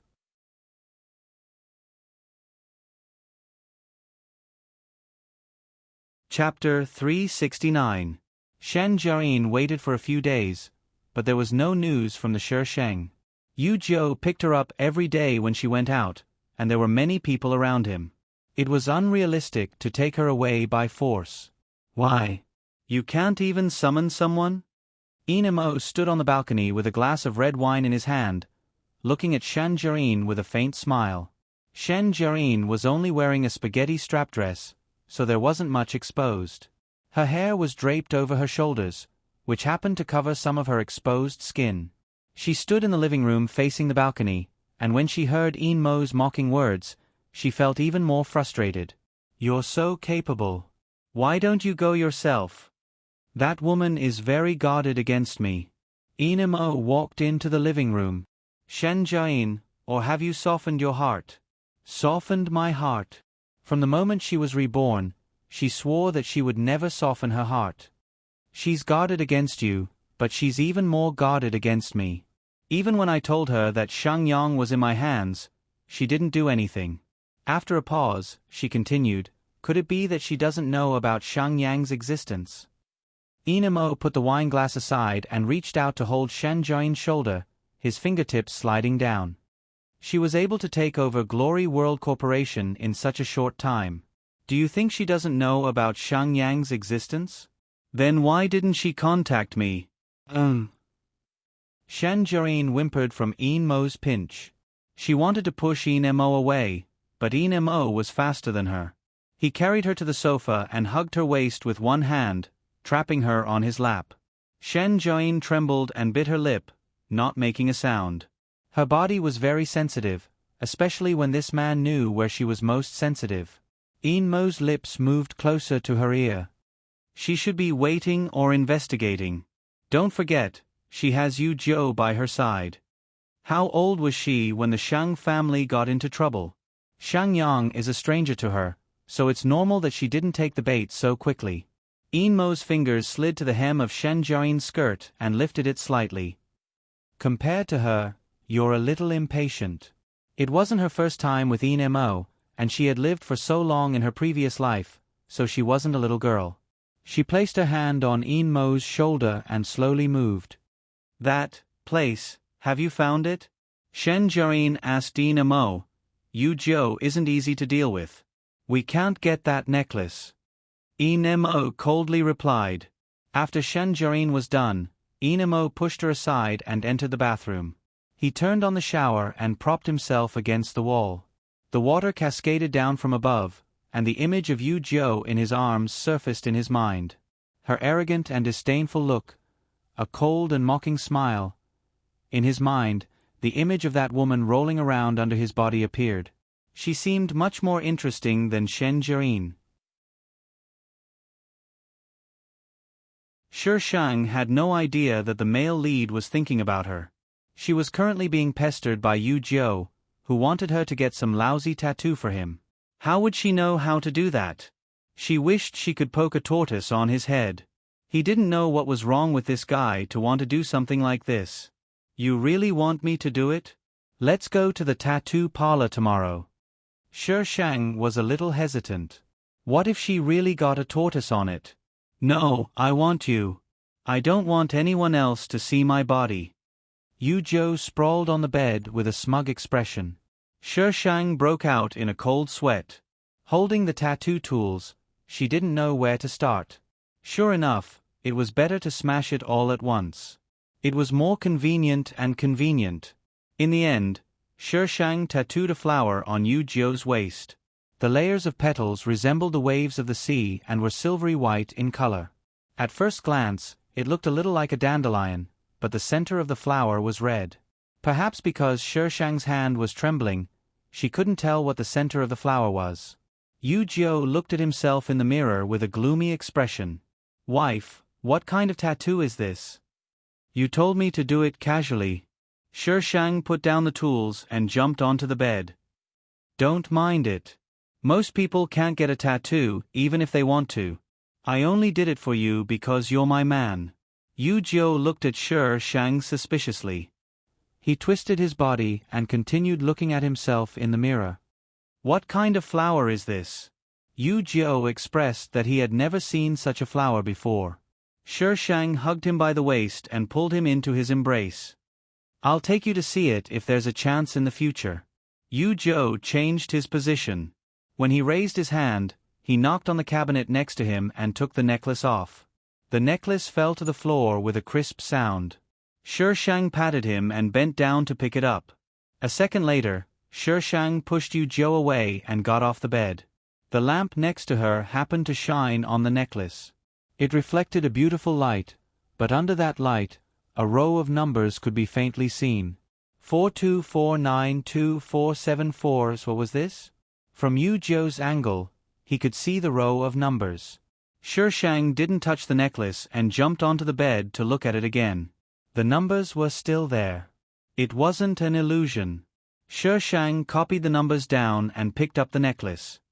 What are these numbers? he asked Yu Zhou. Yu Zhou shook his head. A string of numbers and a letter. There were many meanings, but there was also the possibility that it was meaningless. 42492474S. The two of them stared at the string of numbers for a long time, but couldn't come up with anything. In Shishang's words, if the male lead had taken a fancy to a prop, it definitely wasn't a decoration. There was definitely something fishy going on. Shishang showed the numbers to Gu Yan and Yu Xingyun. Both of them expressed that they didn't know. In the coffee shop, Shishang stared blankly at the string of numbers. Hey, Brainiac, what are you looking at? Yao Qin tossed her bag to Shishang and sat down next to her. School's over. Shishang raised her head and waved her hand to order Yao Qin's favorite dessert and coffee. Brainiac, why aren't you studying anymore? Yao Qin hugged Shishang's arm and swung it back and forth. I'm so bored at school by myself. If you're bored, you should read more. Shishang's expression was calm. You'll grow your IQ. Shangxia, you're bullying me again. Yao Qin huffed and turned to the other side. She began to complain about her university life. You don't know. Those girls are crazy. I don't think they're half as cute as your childhood sweetheart. Alright, why don't I see your pendant? Yao Qin looked around. To nourish the fetus. Pfft. Yao Qin spat out the coffee she had just drunk. Shishang glanced at Yao Qin. Yao Qin hurriedly grabbed a tissue and wiped the coffee in front of Shishang. I couldn't help it. Nourishing the fetus? That was hilarious. You don't know. Those girls are crazy. I don't think they're half as cute as your childhood sweetheart. Alright, why don't I see your pendant? Yao Qin looked around. To nourish the fetus. Pfft. Yao Qin spat out the coffee she had just drunk. Shishang glanced at Yao Qin. Yao Qin hurriedly grabbed a tissue and wiped the coffee in front of Shishang. I couldn't help it. Nourishing the fetus? That was hilarious. *Cherub. Why aren't you updating? Little fairy. Nourishing the fetus. Shishang. You're asexual? Little fairy. Get lost.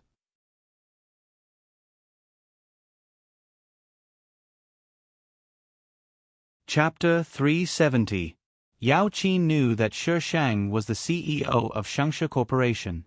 At first, she was a little awkward, but she soon got into character. CEO Shang, can you bring me shopping later? Oh. What do you like? Shishang raised his eyebrows and looked at her. Yao Qin shyly pinched him. My breasts have grown. I want to buy bras. Shishang's gaze moved down to Yao Qin's chest. What are you looking at? Yao Qin covered her chest with her hands. Shishang shook his head. You really need to read more books. Yao Qin didn't realize what books Shishang was talking about until they walked out of the cafe. What did it feel like to have an experienced driver by your side? Yao Qin really wanted to buy bras. This girl liked girly clothes. There were all kinds of lace and pink. Shishang face-bombed. She was already a university student, not a primary school student. I want the ones just now. Yao Qin went to the counter to pay. The salesperson handed the bag to Yao Qin and said politely, That lady has already paid the bill for you. Yao Qin looked in the direction of the salesperson and immediately walked over with a big smile. CEO Shang, do you need someone to warm your bed? Nope. Shishang put down the magazine. Let's go. Yao Qin naturally held Shishang's hand. Your little sweetheart is so lucky. He got you so early. If only I were a man. Shishang glanced at her hand and didn't pull it away. He walked out naturally. Even if you were a man, you wouldn't stand a chance. Your looks are not good enough. What? With my looks, I'm the campus belle in our school, okay? Yao Qin patted her face and refuted shamelessly. Are the people in your school blind? They are quite blind. Yao Qin suddenly thought of something and added. Yao Qin dragged Shishang along and insisted on shopping. Yao Qin was a clothes hanger. She looked good in everything, but this girl liked girly clothes. Shi Shang was speechless. This makes me look small, Yao Qin explained to Shi Shang. They're not small anymore. Shi Shang's eyes fell on Yao Qin's chest and he smiled wickedly. Yao Qin's face darkened. Shang Xia, does your sweetheart know how dirty you are? Shi Shang replied, I think so. You win. Since it was already late, the two were about to head out for dinner when Shi Shang called the house's landline to call Yu Jiu out. The restaurant was a little far from her house, so Shi Shang and Yao Qin went in first. Midsummer. Midsummer. Yao Qin suddenly pulled Shi Shang aside and pointed in a direction mysteriously. Look over there. Isn't that Uncle Gu and Uncle Yu? Shi Shang followed her gaze. Sure enough, it was Gu Yan and Yu Xingyun. The two of them were sitting by the window, quietly eating. Shi Shang asked Yao Qin what she was doing with his eyes. Yao Qin glared at her in exasperation. Don't you think the two of them are very strange? What's so strange about them? The two of them had always been on good terms. What was so strange about them having a meal together? Just as this thought flashed through Shi Shang's mind, Yu Xingyun suddenly reached out to wipe the corner of Gu Yan's mouth. Gu Yan looked up and smiled at Yu Xingyun. Shi Shang, did you see that? I've always felt that something was off about them. Yao Qin excitedly grabbed Shi Shang's arm. Ah, Uncle Gu and Uncle Yu are both handsome uncles. They look so good together. Shi Shang tried hard to recall. It did seem that something was off when the two of them interacted. Moreover, Gu Yan hadn't been home for a long time. Every time he came back, he would sit for a while or cook a meal for her and Yu Jiu before leaving. As this thought popped into her mind, she suddenly realized that Yu Xingyun and Gu Yan's interactions were full of passion. What are the two of you standing here for? Yu Jiu reached out and snatched Shi Shang from Yao Qin's hands. Yao Qin puffed up her cheeks.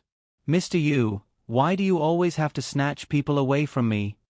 Who's snatching people away from who, HM? He hadn't even settled the score with her for abducting his wife from their home, but she was the one in the right. Yao Qin harumphed. Isn't that my dad? Yu Jiu saw Yu Xingyun and pulled Shi Shang over. Gu Yan saw them first from his direction. His expression stiffened before he smiled and greeted them. Little Xia, Little Jiu, Yao Qin, you're here for dinner too? Uncle Gu, Uncle Yu, Yao Qin greeted them obediently, but her eyes were sizing them up. Yu Xingyun turned his head and saw his son walking over with his future daughter-in-law. For a moment, his expression turned unnatural. However, he quickly found his place. Stinky brat, it's already so late and you haven't let little Xia eat yet. What if she gets hungry? Sit down, let's eat together. Gu Yan had already called the waiter over. The three children often ate together with them, so he knew what to eat. Yu Xingyun sat down and was about to ask Yu Jiu to sit next to him when he heard his future daughter-in-law's slightly smiling voice. Uncle Yu and Uncle Gu, please sit. The three of us can sit on one side. This seat was spacious enough to seat 4 people in a row. Yu Xingyun felt that Shi Shang's words were interesting, but he didn't dare think too much about it and moved to Gu Yan's side. Shi Shang and Yao Qin inwardly exchanged glances. These two really are quite compatible. They were both so handsome. Yu Jiu felt that the atmosphere was a bit strange. His own wife was actually exchanging flirtatious glances with Yao Qin. His father and Uncle Gu didn't seem to be used to it. What was going on? Little Xia, how are things at Glory World Corporation? Do you really not need our help? Yu Xingyun broke the silence. Amen, Uncle Yu has already helped me a lot. Those people you lent me are really useful. I've doubled their wages. Yu Xingyun choked. I don't think they're willing to come back. You can only take the money if you have the ability. That's true. Yu Xingyun nodded, then suddenly changed the topic. How are things over there? I think they're about to lose their cool. Let's wait a little longer. Yang Huili had been very well behaved recently. He must have received instructions from Yang Huiran. Yao Qin didn't understand what they were talking about. She lowered her head and ate, occasionally glancing at the two handsome uncles across from her. By the time they finished eating, the exchange of information was more or less complete. Then you youngsters have fun. Your Uncle Gu and I will be leaving first. Yu Xingyun paid the bill and instructed, Brat, take good care of the two young ladies. Got it. Uncle Yu, Uncle Gu, take care. Goodbye, Uncle Yu. Goodbye, Uncle Gu. Yu Xingyun and Gu Yen waved at them and left one after another. CEO Shang, do you think they're compatible? As soon as they left, Yao Qin hugged Shi Shang's arm and shook it. What are you talking about? Yu Zhou was dumbfounded. He was just a little late. What did these two women do? Bah! What did Yao Qin do with his wife? It's fine. Shi Shang patted Yao Qin, telling her to calm down. She could accept it, but Yu Zhou might not. It was better not to let him know for now. Gu Yen. Little Xia, I came out of the closet. Shi Shang. Oh, congratulations. Yu Xingyun. Son, I came out of the closet. Yu Zhou. What? Yu Xingyun. It's fine.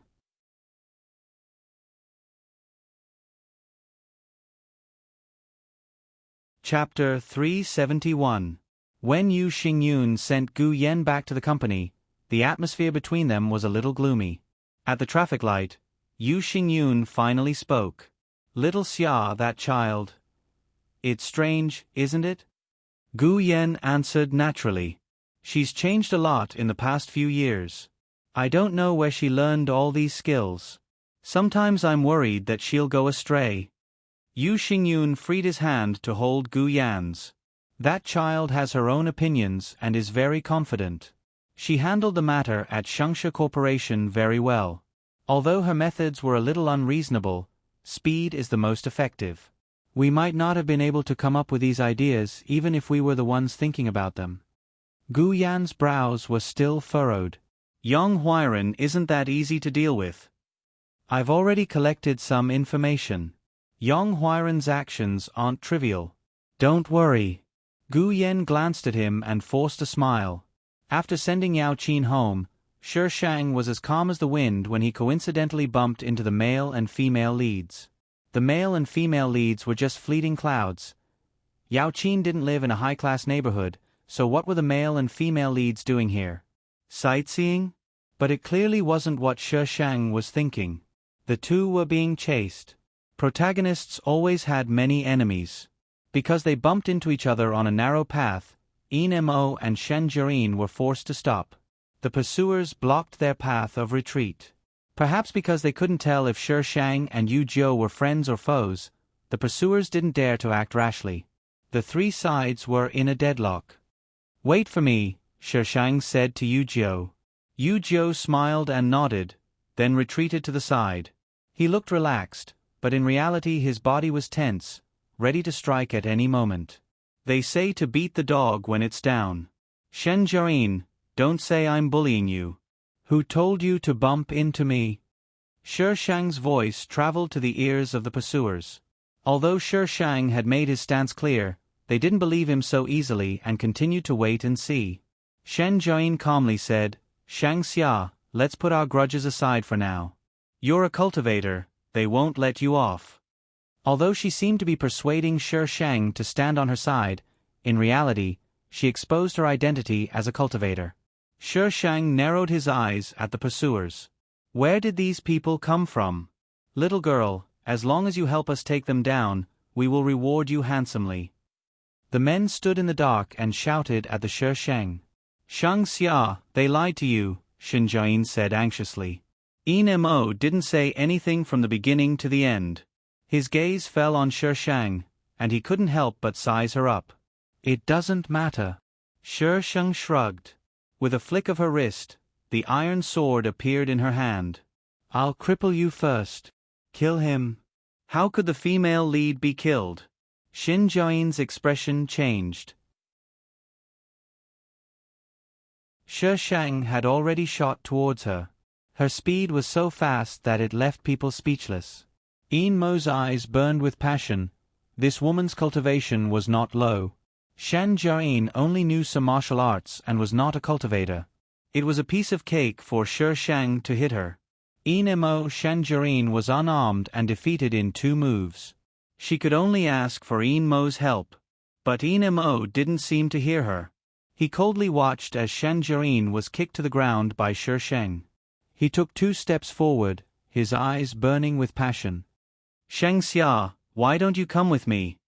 What did you say? Shi Shang thought she was hearing things. The male lead wasn't going to save the female lead, but he wanted her to go with him? Come with me. I can give you whatever he can give you. Yin Mo's gaze made Shi Shang very uncomfortable. She felt like an object being sized up.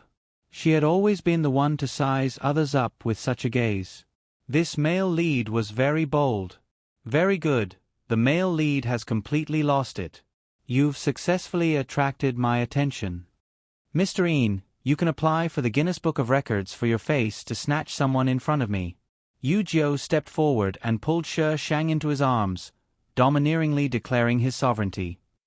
Shang Xia, you can consider it. You're welcome to come find me any time. Yin Mo ignored Yu Jiu. His figure flashed and disappeared from their sight. Shi Shang, hey, male lead, you dropped your female lead. Don't you want her anymore? She thought this cheat belonged to the female lead. She hadn't expected it to be the male leads. Shi Shang glanced at Shen Jiayin on the ground and laughed gloatingly. Your man has abandoned you.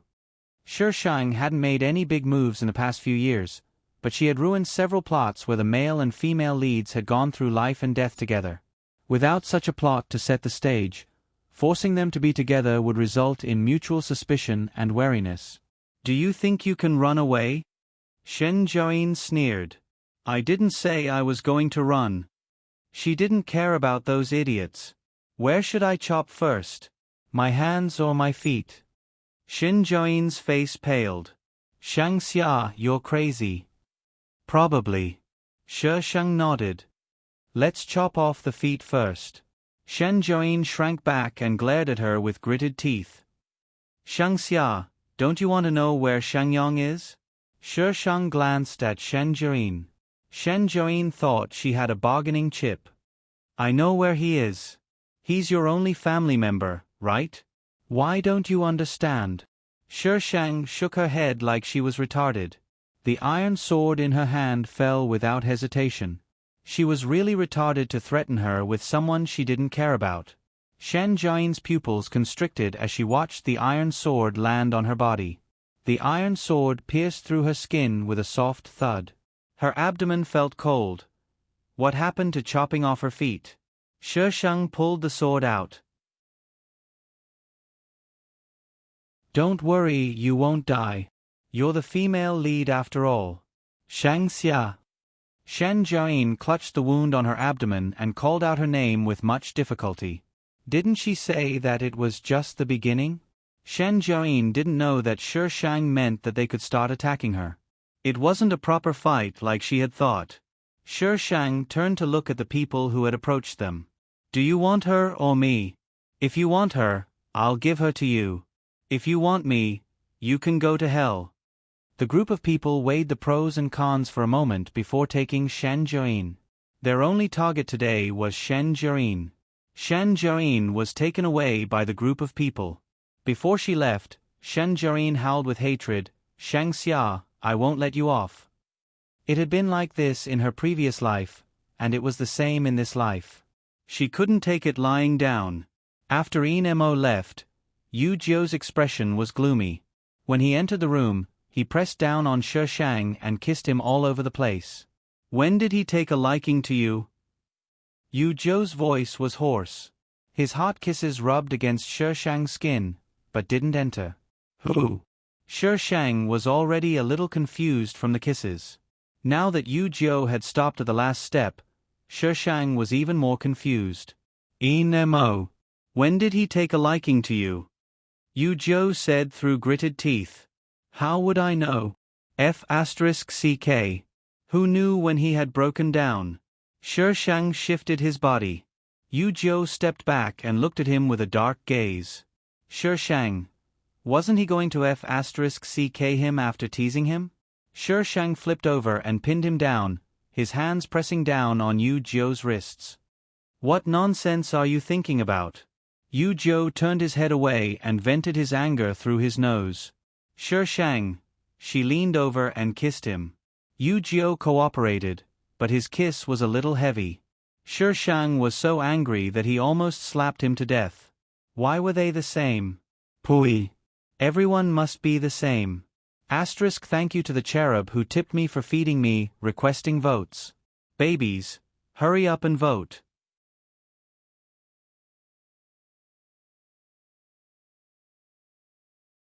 Chapter 372.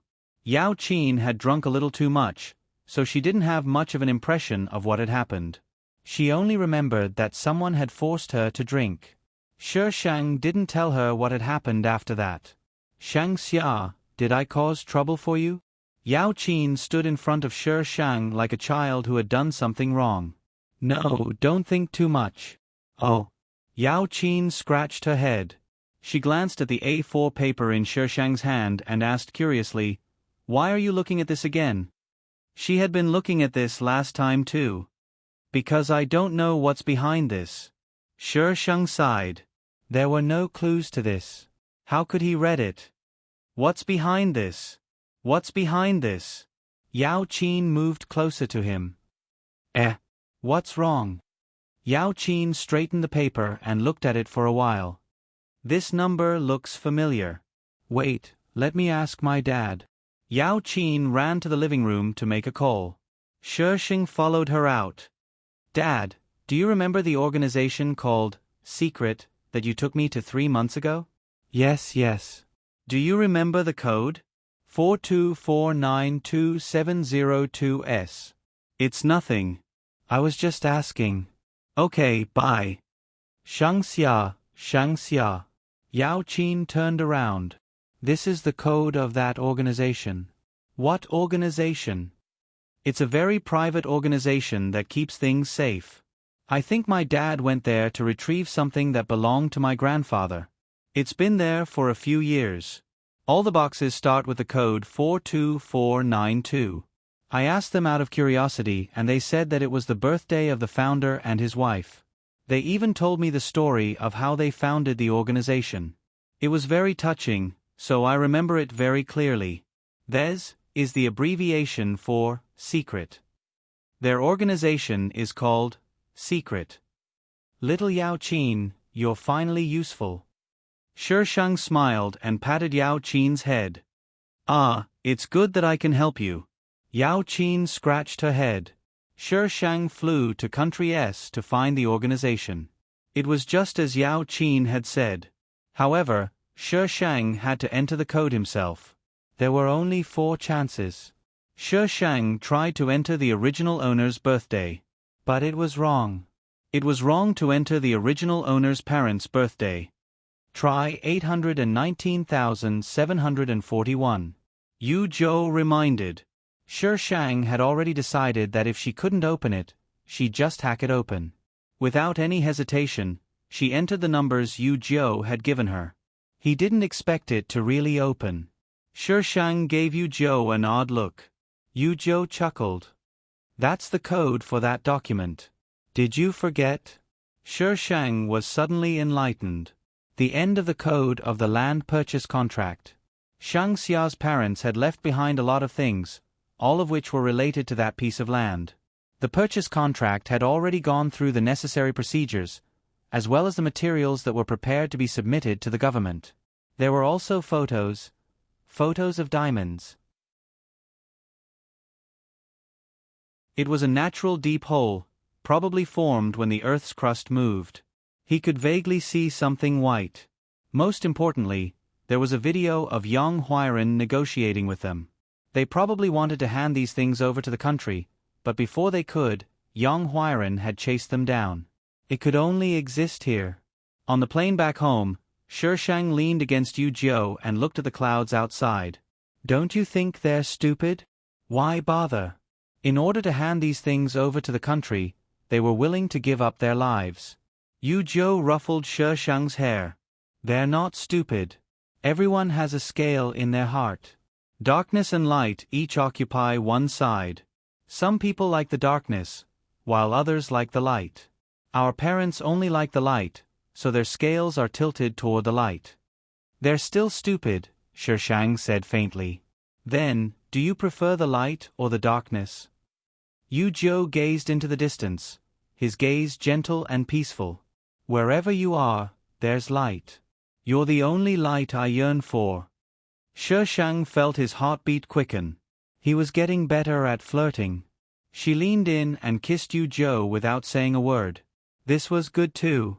At least he was there to accompany her in the darkness. After getting off the plane, Yu Zhou escorted Shi Shang through the passageway. Yu Zhou's men were already waiting outside the airport. As soon as Shi Shang got into the car, a beautiful figure circled around from the back. Yu Zhou. Yu Zhou's body stiffened. He slowly turned his head, his brows furrowed. The newcomer was a girl of mixed blood. She could only be described with one word: kawaii. She was stopped outside by a man in a suit. She looked at him with resentment and helplessness. Yu Zhou. Shi Shang looked at Yu Zhou in bewilderment.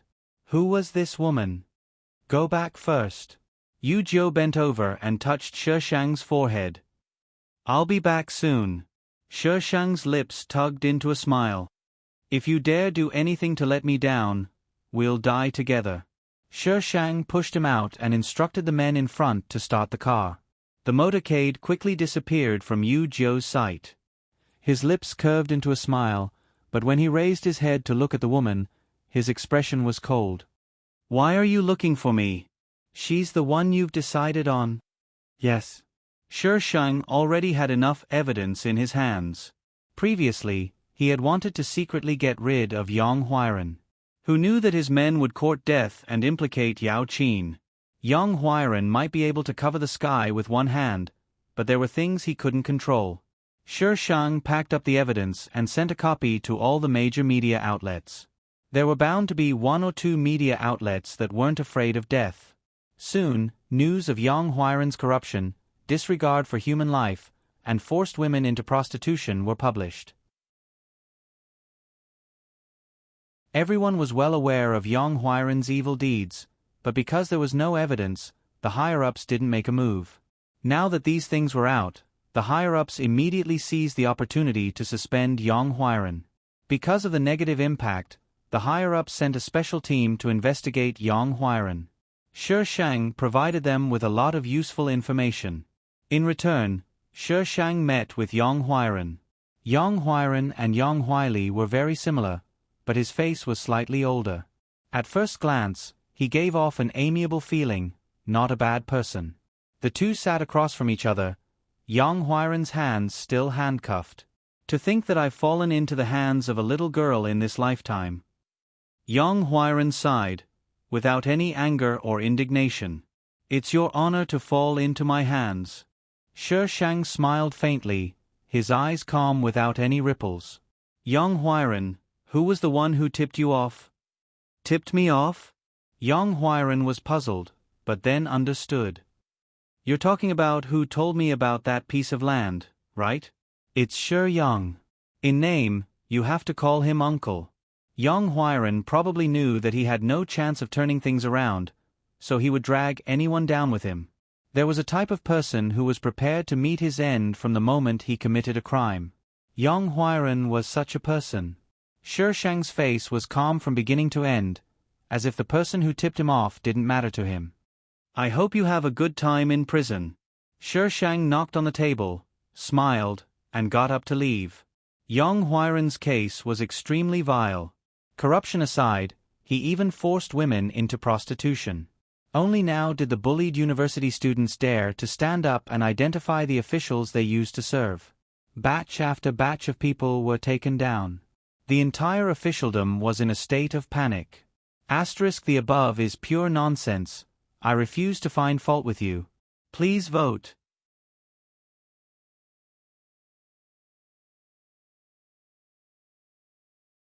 Chapter 373. By the time she found Shang Yang, he was already dead. He had committed suicide. He had even left behind a letter of remorse for his actions to Shang Xia's parents. What was the use of remorse when he was already dead? The human heart was always so greedy and selfish. Ever since Yu Jiu parted ways with Shi Shang, he had not returned. There was no call, no news, nothing at all. Shi Shang methodically dealt with Yang Huili, who was still in the company, and did not seem to be distracted by Yu Jiu. The next time she saw Shen Jiayin was at a stone gambling auction. Shi Shang accompanied Yao Qin. Shen Jiayin stood beside a man with a haggard face. The man held her hand intimately and led her around the stone gambling hall. Shen Jiayin would occasionally speak, and the man would point out some stones. She heard that Shen Jiayin's company had been acquired by someone. It must be this man. No matter how powerful Shen Jiayin was in the plot, without the male lead's protection, she would only be imprisoned with broken wings. Shang Xia, help me choose one. Yao Qin swung Shi Shang's hand. What do you like? Shi Shang retracted his gaze and turned to ask the person beside him with a smile. Yao Qin couldn't help but complain. CEO Shang, do you think this is a restaurant? You can even order food. You can order whatever you want. Of course, I can give you whatever you want. Yao Qin was speechless. The top student was as domineering as ever. CEO Sheng. The man with Shen Jiayin was standing in front of Shi Sheng. Shen Jiayin was still holding the man's hand as she glared at Shi Shang with hatred in her eyes. It was all this woman's fault. She had become like this. Shi Shang sized up the man. Who are you? Little Yao Qin, do you know him? Yao Qin shook her head innocently. If you don't know me, don't call me that. I don't talk to strangers. CEO Shang is so busy every day that you don't know me. I am. You don't have to introduce yourself. I don't want to know. Don't make any bets with me. I'm not interested. All right, you can leave now. Goodbye. Shi Shang's words rendered the man speechless, and his face turned ashen. Forget it. Let's go. Shi Shang turned around and walked away. I don't want to start a massacre here. The man looked gloomily at Shi Shang's back view as he left. He suddenly turned around and asked, Shen Jiayin, is this what you meant by big boobs but no brains? Shen Jiayin's face turned pale and she retreated backward. However, the man grabbed her waist in time and pinched her waist. Shen Jiayin shuddered and the man chided with a smile, Your body is in good shape. He dragged Shen Jiayin towards the washroom. The washroom was separate. The man pushed Shen Jiayin in and went straight to the point. By the time the man was done venting, Shen Jiayin's clothes were almost unrecognizable as they were stained with white filth. The man had no intention of covering up for her at all. He roughly dragged her out of the bathroom. She bumped into Mo at the bathroom door. Seeing Shen Jiayin's sorry state, Mo frowned. Mo, save me. Shen Jiayin suddenly pounced on Mo. This man was the only one who could save her. Mo, you better mind your own business. The man pulled Shen Jiayin back and threatened, Shen Jiayin, do you want to die? Still want to run? Mo, save me. Shen Jiayin looked at Mo pleadingly. The man tightened his grip on Shen Jiayin's hand. Mo only glanced at them indifferently, then walked around them and left the vicinity of the washroom. Shen Jiayin's face turned pale instantly. This was her only chance, but he ignored her just like that. The man laughed sinisterly. Shen Jiayin, you've got guts, haven't you? See how I'll deal with you when we get back tonight. Shi Shang cheated by choosing a piece of uncut violet jade for Yao Qin and asked her to cut it herself. Shang Xia, long time no see. Mo walked over from the crowd. Why, are you alone? Shi Shang glanced at him from the corner of his eyes, his expression arrogant. So what if I'm alone? Is there a rule that says no one can come alone?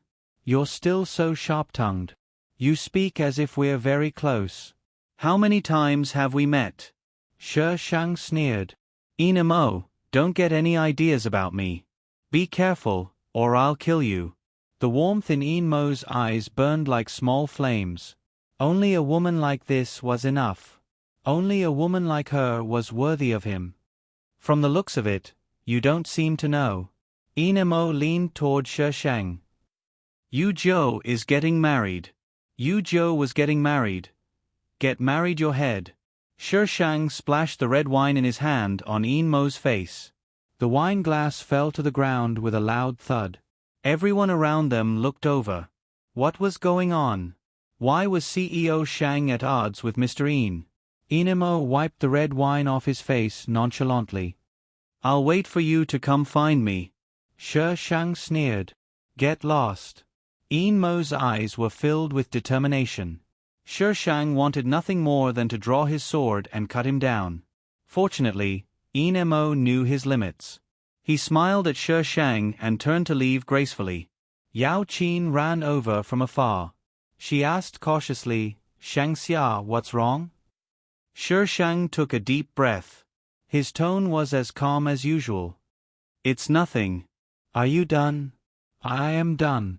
Yao Qin felt that Shi Shang was very scary. His gaze was as cold as a piece of lifeless glass. I'll send you home. Oh, okay. It was really scary. Yao Qin didn't dare to say a word on the way home. When she got out of the car, she hesitated for a long time but didn't say anything in the end. When Shi Shang got home, he called Yu Zhou. No one picked up. She took a deep breath. In the end, she couldn't hold it in anymore. She kicked the table beside her, causing it to fall to the ground. This idiot actually didn't pick up her call.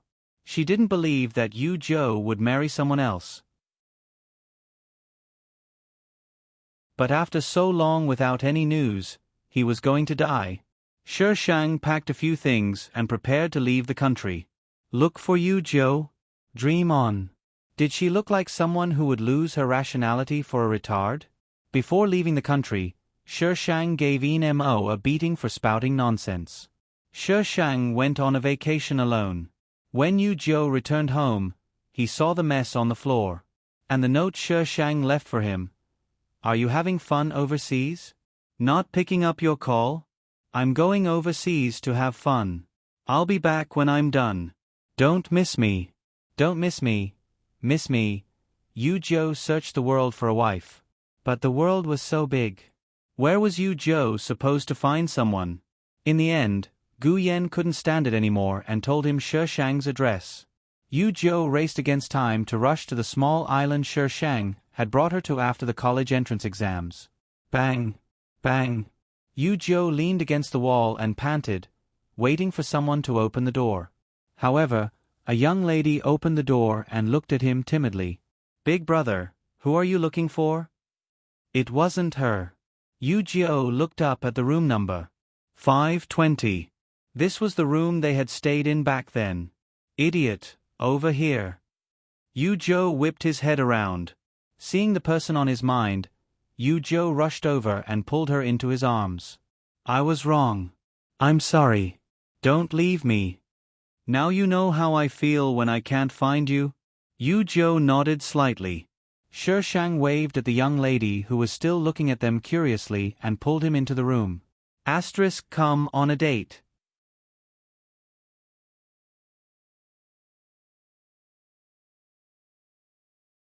Chapter 374. Yu Zhou brought Shi Shang to a graveyard. The pitter-patter of rain washed over the steps. Yu Zhou supported Shi Shang all the way up until they stopped in front of a tombstone. The tombstone depicted a very amiable old man. She's Luo Sen's granddaughter, Yu Zhou slowly said. I killed her father 3 years ago. Luo Sen was the king of a foreign underground kingdom. When Yu Zhou met him, there wasn't a shocking scene. Yu Zhou's mother's death was a severe blow to him. By the time he left the country, he was already suffering from mental illness. Yu Xingyun had brought him abroad to treat his illness. There was a river outside the hospital. Yu Zhou often avoided the nurses and sneaked to the riverside. That was where he met Luo Senator Luo Sen often fished there. At first, Yu Zhou simply sat by the side in a daze. Luo San didn't mind the addition of a little fellow. Until one day, Yu Zhou suddenly fell ill and walked towards the river. Luo San's face darkened as he picked him up. Yu Zhou remembered him berating him in fluent Chinese. "Why are you seeking death at such a young age? Your mother didn't give birth to you to die." These words probably touched Yu Zhou, for he stared blankly at him. Luo San later brought him back to his place. There, Luo San cooked him a simple meal. After the meal, Luo San sent him back to the hospital. The people there were frantically searching for him. Before they left, Yu Zhou suddenly grabbed Luo San and asked, "Can I still go look for you?" "Of course." Luo San said something to the nurse. From then on, Yu Zhou only needed to tell the nurse once every day to leave the stifling hospital. Yu Xingyun was very busy, so Yu Zhou was basically alone in the hospital. Luo San was like an elder who accompanied him. Yu Zhou went to look for him every day. He would tell Yu Zhou about ancient legends, talk about the happenings in the city, and eat with him.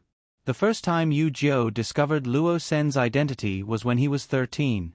When he went to look for him, he found the room unlocked, so he pushed the door open and entered.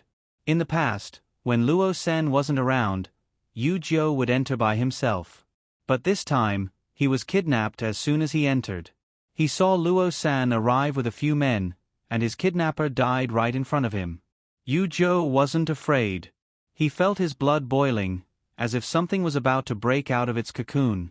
His confused life seemed to have found a shining point that fascinated him. For the first time, he begged Lawson to take him into that dark place. Luo San had refused at first, but when he realized that Yu Zhou was making contact behind his back, he had no choice but to bring him along. Yu Zhou was certified to have recovered from his illness. He told Yu Xingyun that he wanted to study in another country. Yu Xingyun was busy to begin with, so after trying to persuade him a few times, he let him be. In Lawson's words, this was what he was born to do. Yu Zhou had been by Luo San's side for 5 years. In these 5 years, Luo San valued him even more than his own son. It was only in the end that Yu Zhou realized that Luo San had taken a liking to his abilities from the very beginning. Lawson's son was a good-for-nothing. He ate, drank, and gambled. He was simple-minded and couldn't resist temptation. Lawson couldn't hand over the huge dark kingdom to him. Yu Zhou's appearance gave him hope. He felt that his empire wouldn't be destroyed overnight. That was why he had lured Yu Zhou into his trap and made him realize that he was different. By the time Yu Zhou returned to the country at the age of 19, Luo San had already been ill for some time. In the following year, he had been tested by Luo San and tried to assassinate him from all sides. In the end, he inherited the position from Luo Senator as Luo San's only son. He was naturally unwilling and tried to pull him down time and time again. Yu Zhou had promised Luo San that as long as he didn't go overboard, he would spare his life. But that time, he had overstepped his boundaries. Shi Shang quietly listened to Yu Zhou's narration. "Do you hate him? He's the one who brought you into the dark abyss." Yu Zhou shook his head. "I'm probably born this way. He's just my guide." Although Luo San had used him, Yu Zhou had given him a familial love that Yu Xingyun hadn't given him. Yu Zhou smiled at Shi Shang. "Luo San's granddaughter ran into some trouble and came to me for help. He can be considered my master, so I naturally had to help her out." "Do my parents know him?" Shi Shang frowned. How could something belonging to his mother end up in this man's hands? "Luo San's wife is your mother's aunt. When she was with Luo San, she severed all ties with her family. Many people thought she was dead."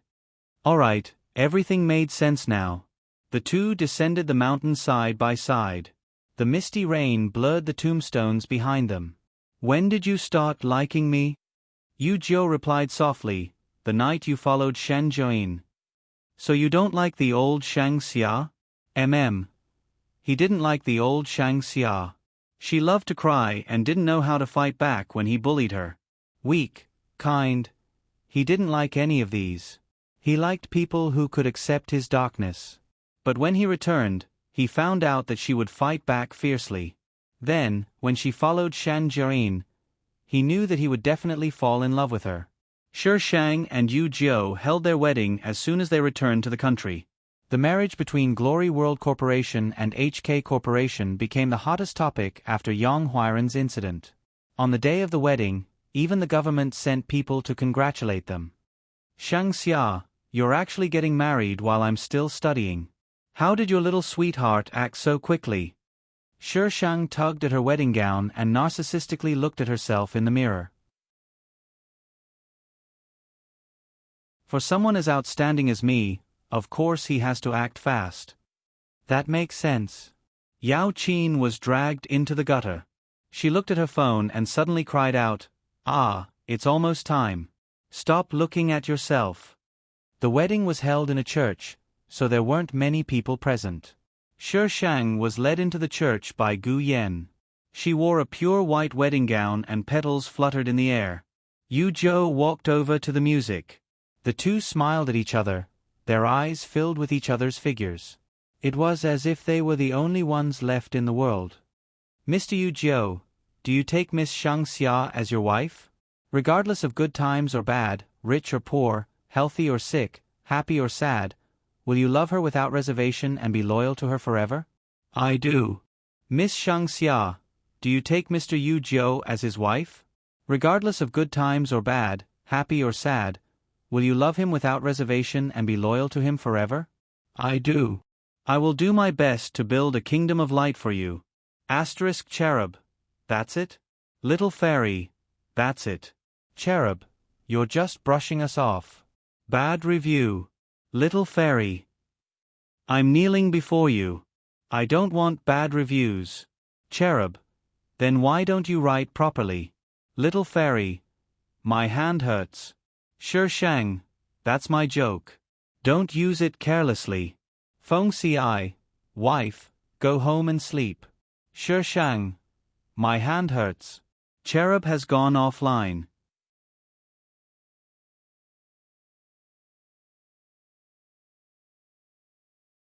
Chapter 375. Shi Shang handed over the information about Shang Xia's parents to the government. The government reacted quickly and specially commended Shangsha Group and Shi Shang. Shangsha Group developed rapidly in a few years and became a multinational corporation. Since Gu Yan had switched careers to e-commerce, Shi Shang hadn't dabbled in that field. Shen Jiaoyin's company developed well, but with Gu Yan in the way, it couldn't make any waves. In the end, it was acquired by Gu Yan. Times changed rapidly. In the era of the internet, news was no longer blocked. A piece of news could spread all over the world in minutes. President Gu, why did you choose to change your career to e-commerce when the real estate industry was in its golden age? On the screen in the plaza, the host was asking Gu Yan, the leader of the e-commerce industry. Gu Yan was wearing a suit. Time had left almost no trace on his face. He was still as handsome and elegant as ever. He smiled at the camera.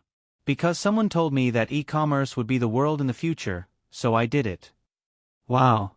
The host pretended to exaggerate. Who had the foresight to predict the future at that time? You're familiar with this person. Is that so? Who is it? President Gu, tell me quickly.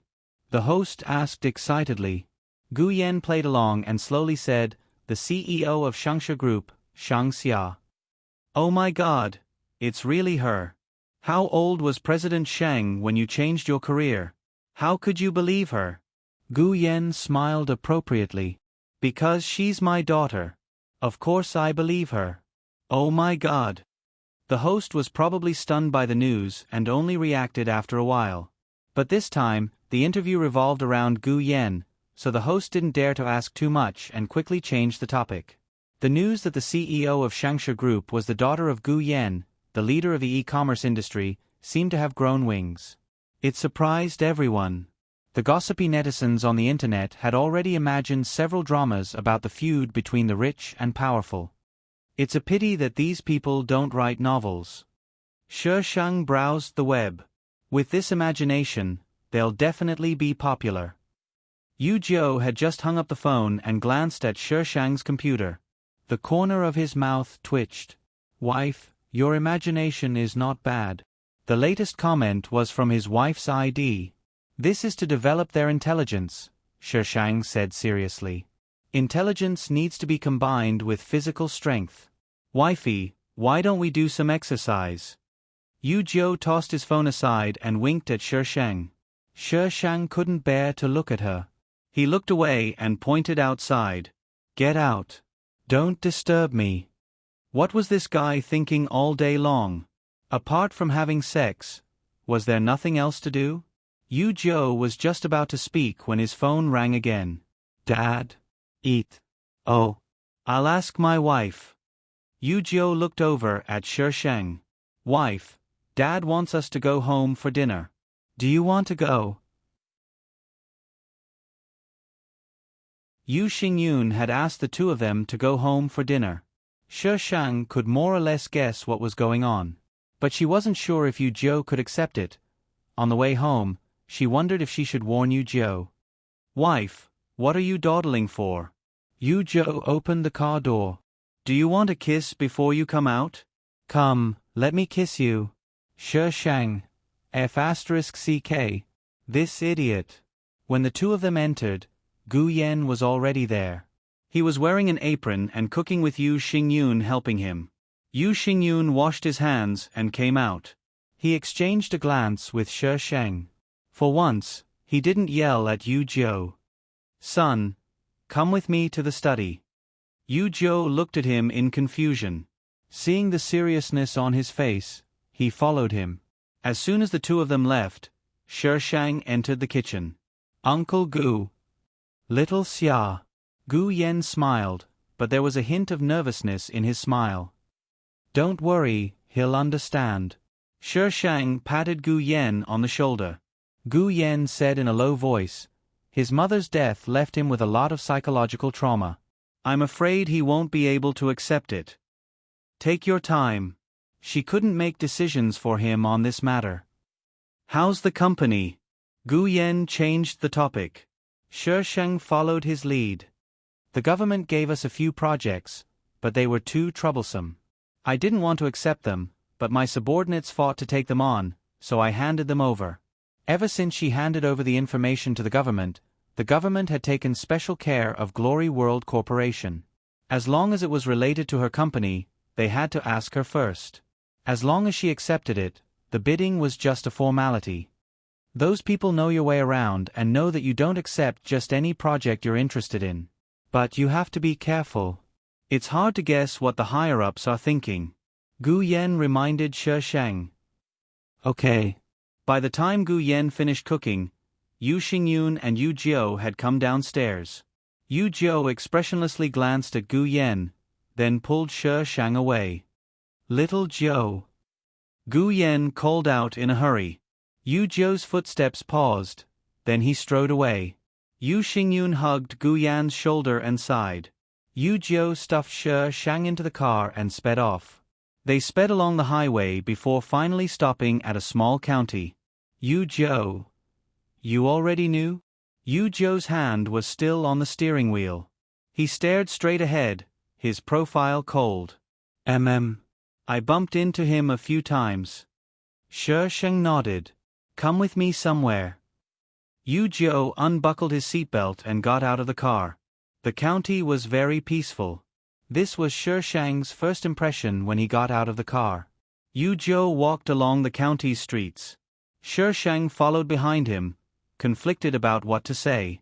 Perhaps because Shishang was walking too slowly, Yu Jiu stopped to wait for her. When she got closer, he held her hand and continued walking. This is my mother's hometown. Yu Jiu's mother was buried here. Back then, he neglected my mother for the sake of business. Yu Jiu spoke rather slowly, probably because this memory was too heavy for him. During the years I was abroad, he didn't know what it meant to care about others. He only knew how to give me money. But today he told me, this is the first time I've seen him care so much about someone. You must think I don't know, right? If you bumped into him, I'm sure I bumped into him too. And it was at home. They just don't know. Shi Shang squeezed his hand. Yu Zhou glanced at him. Sorry, I can't accept them for the time being. Even now, he could still recall the scene of his mother lying in a pool of blood. I know. It was because she knew that she hadn't told him. Yu Zhou brought Shi Shang to his mother's grave. She was a very cute woman, and Yu Zhou bore some resemblance to her. Shi Shang respectfully bowed. Yu Zhou was astonished to see this. His wife wasn't so impolite to everyone. Although Yu Zhou didn't accept them, he didn't object either. It was only a few years later that Yu Zhou finally accepted the two of them. The end of the 12th world. Thank you to the cherub who tipped me for feeding me T-Tea requesting votes T-Tea requesting monthly votes T to the power of T.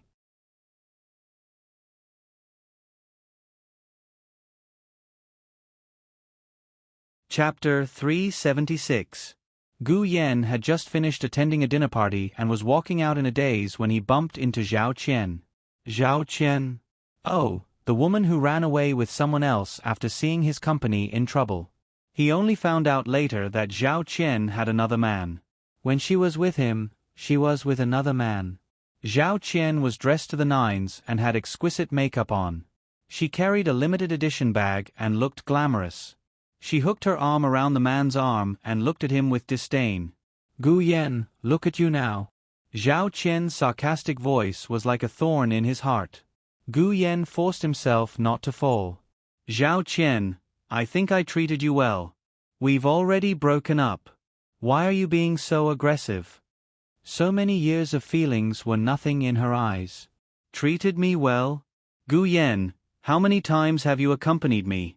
I asked you to go shopping with me, but all you did was call me. I had to ask you out for a meal a week in advance.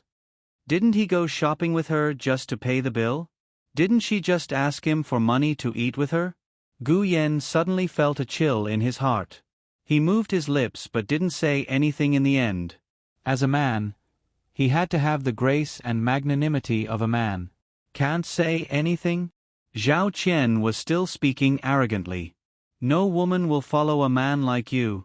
Now that your lousy company is about to collapse, who would want you in the future? Gu Yan. It was unknown who called out from behind, but Gu Yan felt someone hugging his shoulder. That person's hand patted his shoulder vigorously, and said as if they were familiar with each other, "Why are you here? I thought I mistook you for someone else." President Yu. The man in Zhao Qian's arms changed his attitude and cautiously reached out his hand. Yu Xingyun casually shook his hand, his attitude a little cold. President Sunday, is President Gu your friend? The man carefully probed. Yu Xingyun didn't answer and just patted Gu Yan's shoulder. Do you want a ride? Thank you. No need to be so polite. We're brothers. Yu Xingyun had someone help Gu Yan and walked towards his car. President Sun chased after him. President Yu, about what I told you last time. We'll talk about it later. It was only after the car had left that Zhao Qian reacted. Chief Sun, who was that man? HK's Yu Xingyun. He just came back recently. What's his relationship with Gu Yan? CEO Sun looked at Zhao Qian. Zhao Qian shook her head. She had never seen this man before. The pressure from the company had left Gu Yan in no mood to think about his breakup, but this encounter with Zhao Qian was the first time he felt so sad. He pulled Yu Xingyun along and drank for a long time. His relationship with Yu Xingyun was even better than that of Shang Xia's parents. Back then, he didn't know anything. It was Shang Xia's parents who introduced him to Yu Xingyun, and he went abroad to learn from him for a period of time. Many years later, things were still the same, but the people had changed. With Yu Xingyun's help, Gu Yan's company quickly improved and gradually got on the right track. For the next year, he was very busy. He only met with Yu Xingyun occasionally. Something went wrong on Shi Shang's 18th birthday. Both he and Yu Xingyun drank a lot of wine, probably because they were happy. He sent Yu Xingyun home, and for some reason, the two of them left in a daze. After the incident, both of them felt awkward and didn't see each other for a long time. Gu Yen had never thought about being with a man. But ever since that incident, he couldn't help but think of Yu Xingyun from time to time. Yu Xingyun had helped him a lot these past few years and took good care of him. In the end, it was Yu Xingyun who asked him to meet. The two of them sat in a coffee shop, facing each other. It was especially awkward. Gu Yen. Yu Xingyun sighed. It's already happened. I won't say anything else. I have feelings for you. We can give it a try. Yu Xingyun had been abroad for many years and was more open-minded about this kind of thing. Ever since Yu Jiu's mother passed away, he hadn't found a woman in all these years because he didn't have any feelings for women. After that one time with Gu Yen, he gradually realized that he liked Gu Yen. Gu Yen placed his hands on the table and pursed his lips. Take your time to think about it. There's no rush to give me an answer. The meeting ended quickly. Gu Yen went home and calmly thought about it for a long time. He called Yu Xingyun and rejected him. Yu Xingyun was also very straightforward and didn't pursue the matter. The two of them tacitly suppressed the matter. Gu Yen was invited to attend the charity auction. Meeting Zhao Qian was beyond his expectations. He hadn't heard any news about her in the past few years, so he was a little dazed. Zhao Qian had changed to another man. He was in his 50s and was a big shot in the real estate industry. He heard that Zhao Qian was his mistress. After so many years, Gu Yen had long put Zhao Qian behind him. So when Zhao Qian came to talk to him, he didn't think much of it and simply exchanged a few pleasantries with her like a man should. I was immature in the past. President Gu, please don't take it to heart. Take this glass of wine as my apology. Zhao Qian's words were much more appropriate and sincere than before. Gu Yen didn't suspect anything, but he didn't expect Zhao Qian to drug him and bring him to a hotel room. In a flash, he vaguely remembered that he had recently been competing with a company for a piece of land. That company's CEO seemed to be the man Zhao Qian was with. Gu Yen grabbed Zhao Qian's wrist. Zhao Qian, you disgust me. Zhao Qian smiled carelessly and pushed him onto the bed. Gu Yen, it's not like we haven't done it before. What are you afraid of?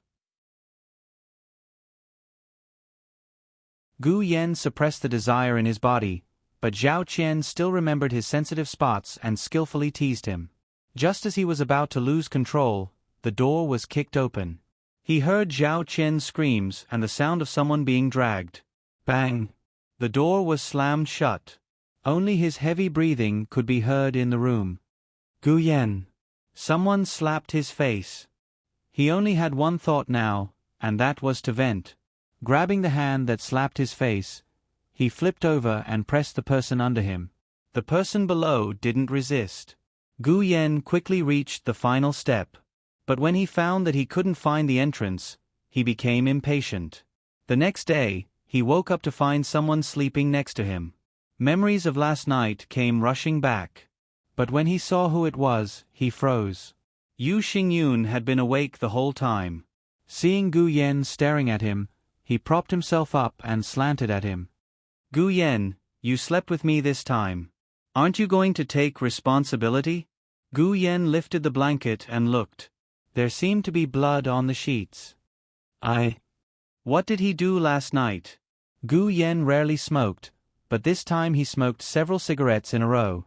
No matter how hard he tried, he couldn't suppress his heart that was about to jump out of his chest. He slept with his own brother again and again. Was he crazy? Gu Yen, give it a try with me. Gu Yen turned to look at the person next to him. His eyes were full of seriousness. The light dyed his wheat-colored skin with a layer of luster. There were still bruises on his body from last night. Gu Yen seemed to hear his heart, which had been silent for many years, begin to beat again. He thought, let's give it a try. We've already slept together anyway. Anyway, I've already slept with him. Please vote.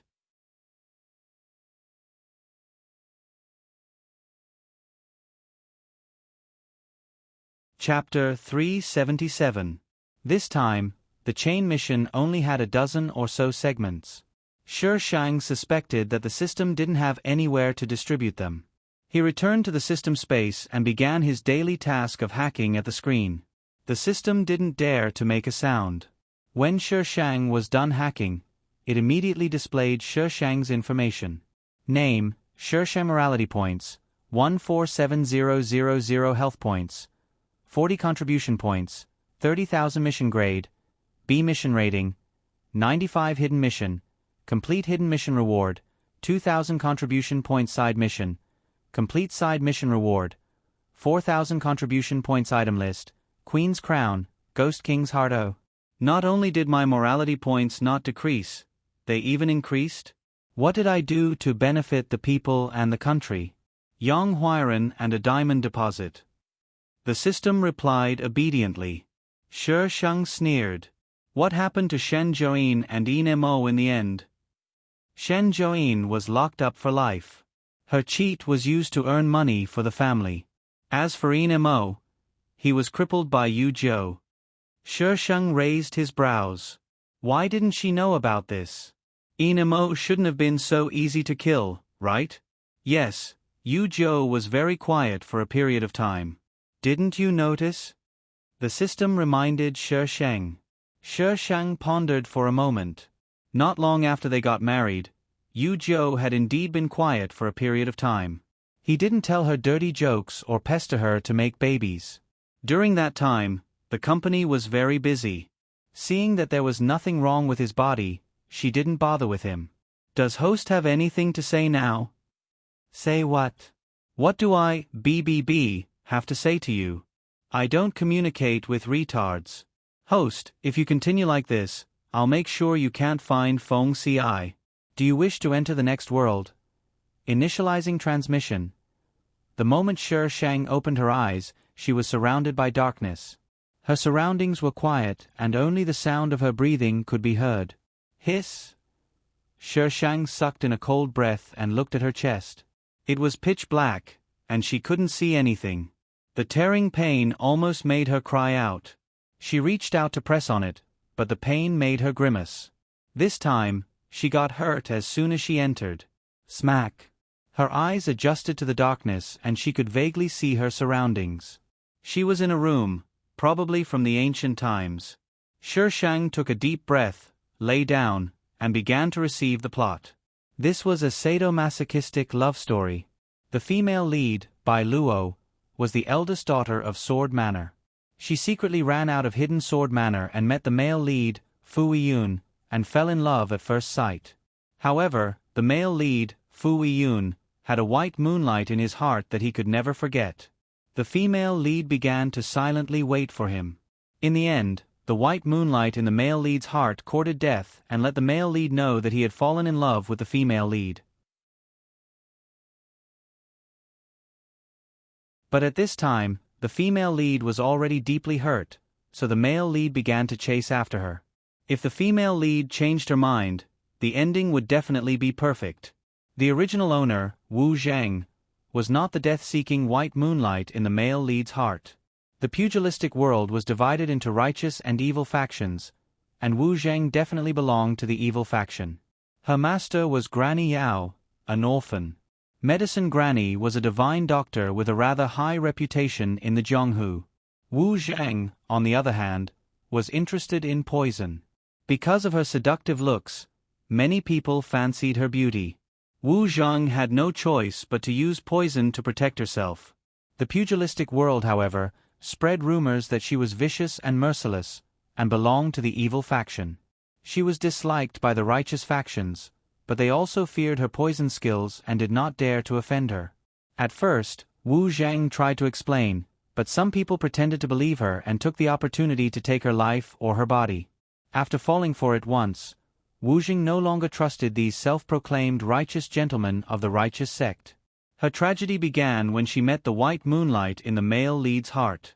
She saw that the white moonlight was a girl, so she kindly saved her life.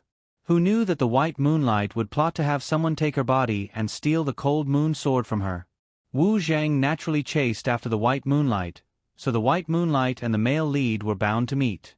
The white moonlight complained tearfully to the male lead, and the male lead took revenge for the white moonlight without distinguishing right from wrong. Wu Zhang and the male lead met, and she successfully died.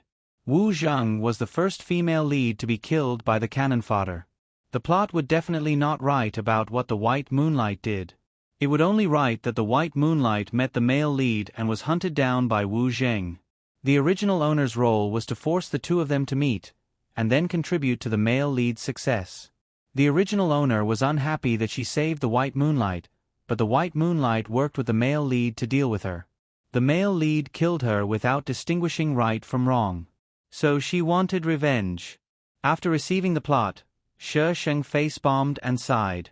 What kind of plot was this? Each one was weirder than the last. The male lead was a scumbag. Before the White Moonlight appeared, the male lead had an ambiguous relationship with the female lead. But once the White Moonlight appeared, the male lead forgot about the female lead. As expected of a sadomasochistic novel, the male lead scumbag reached new heights, and the White Moonlight set a new record. The current plot should be when she had just saved the White Moonlight. Oh, right. The White Moonlight was called Lu Su. In order to save Lu Su, the original owner was injured. During this time, Lu Su had been trying to gain the original owner's favor and gain her trust. Shi Sheng sighed. This mission was quite easy to complete. She just needed to heal her injuries and kill the White Moonlight. Then she would find a chance to kill the male lead. Sleep first. The next day, at dawn, the door creaked. Someone entered the room. Shi Sheng frowned and instantly woke up. However, he did not open his eyes. Miss Wu Zheng. The person called out to her softly. Miss Wu Zheng. Lu Su saw that the person on the bed did not respond. Her gaze fell on her inner side. She bit her lip and finally leaned over. Her hand was halfway there when she suddenly met a pair of calm eyes. There were no ripples in those eyes, as if they were lifeless. Lu Su panicked for a moment. She naturally helped Shi Sheng pull the blanket and asked in a gentle voice, Miss Wu Zheng, are you feeling better? Lu Su was a very beautiful girl. She had delicate eyebrows, a high nose, small and shiny lips. Her hair was tied up in a young girl's bun and she wore a light yellow gauze dress. Her temperament was as gentle as water. When she smiled, she looked like a spring flower in March. This kind of girl fit the image of a goddess in most men's hearts. Shi Sheng turned his eyes and said coldly, Who let you in? I was worried about Miss Wu Zheng. Lu Su's face was sincere. Get out. Shi Sheng was very calm when he spoke. Lu Su could not tell if he was angry or not. But Miss Wu Zheng, your injury. Don't make me say it a second time. Shi Sheng's eyes were cold. If it wasn't for the fact that I can't move, I would have already cut you. Lu Su bit her lip, feeling wronged. Her voice was as soft as a mosquito. Then Miss Wu Zheng, rest well. Call me if you need anything. After Lu Su left, Shi Sheng got up and peeled off his clothes to look. The wound was slightly above his chest. It was just a scratch and did not go in. She could not see it last night, so she did not dare to move. Now that she saw the wound clearly, she removed the messy things and took out a porcelain bottle. She poured out the powder inside and casually smeared it on the wound. Hiss. Shi Sheng gritted his teeth and quickly covered the wound with the powder. Damn it, it was like pouring wine on the wound. He wanted to kill someone. The gluttonous snake was poisonous. He did not want to write at all. Please vote.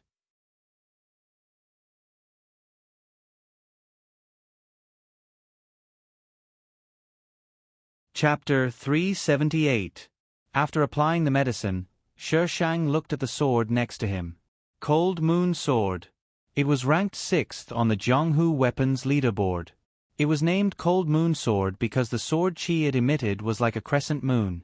Shi Sheng examined the sword. It's quite sharp. Other than that, there wasn't much else to recommend it. But because of this sword, the original owner had been hunted down by many people. Jianghu. Killing and robbing. Shi Sheng's lips slowly curled up. She liked this kind of world. There were no restrictions. Strength spoke for itself. Shi Sheng threw Cold Moon Sword back into the space. She wasn't used to using it. Lu Su came a few times after that, but she was chased away by Shi Shang. She didn't come again. By the time Shi Shang was healed and ready to slaughter, Lu Su had already disappeared for 2 days. She was currently at an inn. Shi Shang asked the waiter and found out that Lu Su hadn't appeared in the inn for the past 2 days. Shi Shang, so, Plot Sama, what are you trying to do? She tolerated killing the male and female leads. You want to cause trouble for killing a supporting female lead? Why don't you go save the Milky Way instead? Shi Shang walked out of the inn. Outside was a bustling street. The people coming and going made Shi Shang a bit absent-minded. The previous world was still modern. Suddenly, she was in the ancient era. The visual impact was huge. After standing for a while, she slowly walked down the street. Shi Shang strolled around for a while. Some things in the ancient era were indeed exquisite, but many things were still lacking compared to modern times. Did you hear? Fu Yiyun and Zhang Zhan are going to fight at Jade Water Village. One is the #1 swordsman of the Jianghu, and the other is a demon of the Jianghu. This is going to be a good show. Shi Shang paused and turned to look at the beggars squatting on the side of the street. Zhang Zhan, the leader of the demon sect in the plot, the representative of unpardonable evil. This guy seemed to be the biggest villain in this novel, right? Shi Shang frowned. The system didn't block the villain's information this time? Jade Water Village? When? In a month. I heard that Jade Water Village is going to invite people to watch the fight. Unfortunately, our words carry little weight. We can't go. Side mission. Turn over a new leaf. The system suddenly popped out. Shi Shang's mouth twitched. What was with turning over a new leaf? Or was it a side mission? Lead the demonic cult to turn over a new leaf. Shi Shang. Would the devil sect still be the devil sect if they turned over a new leaf? It was more like bringing chaos to the Jianghu. Host, don't have any bad thoughts. Shi Shang rolled his eyes. So what if I move? Bite me. I suddenly regret releasing this mission. Master requested to add a recall function. The devil sect had always been the main antagonist in wuxia novels. This place was no exception. 5 years ago, the righteous sects of the martial arts world besieged the devil sect. Although they were not annihilated in one fell swoop, the devil sect suffered heavy losses. The previous sect leader passed away, and Zhang Zhan succeeded him. There were many rumors about Zhang Zhan in the past few years, saying that he killed people like scything flax and treated human life like grass. He was a target that everyone wanted to beat up. The news that Fu Yiyun was going to fight with the demon sect's sect master spread like wildfire throughout the Jianghu. On the official road, a carriage was moving forward at a leisurely pace. The coachman was a middle-aged man who looked rather simple and honest. It was getting late, so the coachman slowed down when he saw the stream. Miss, it's getting late.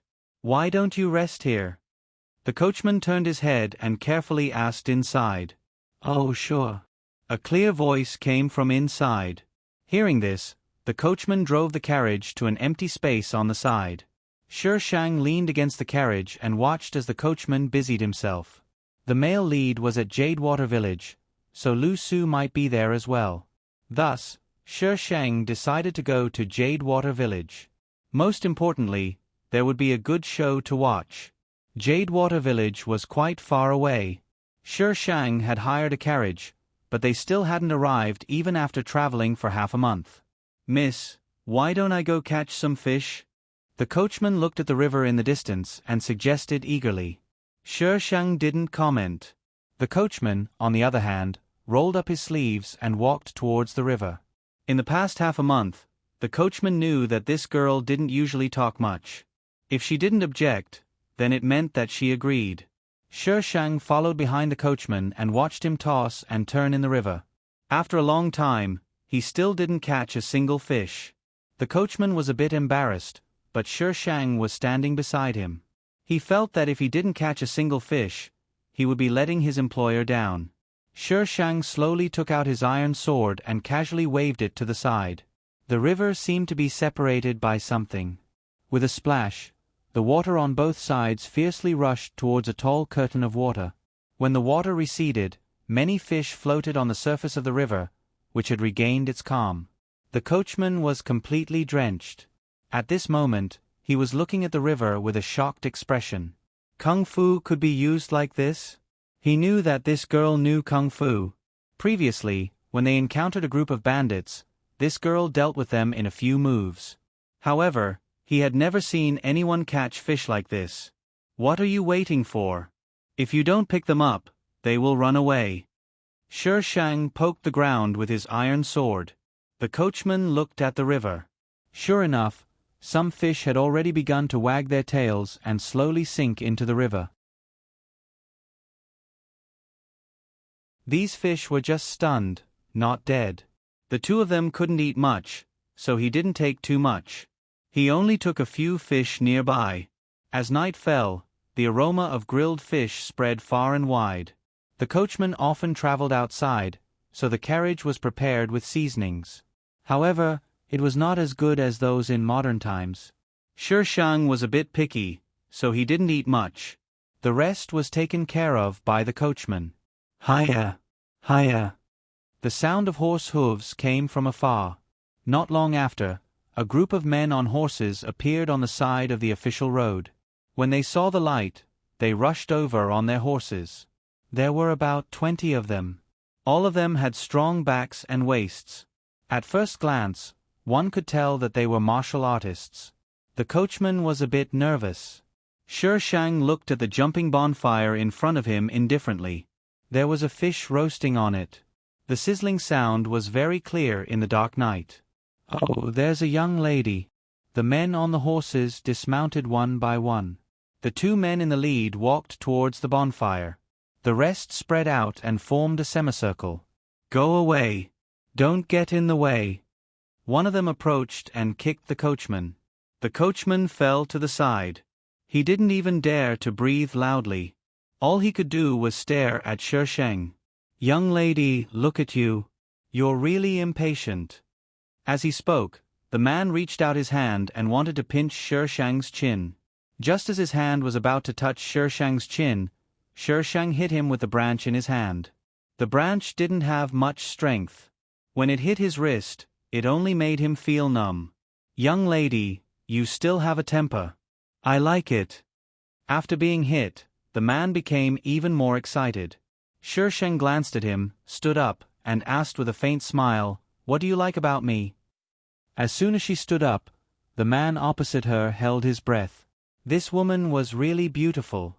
I like everything about you. If he could have such a woman under him, that feeling, just thinking about it made him excited.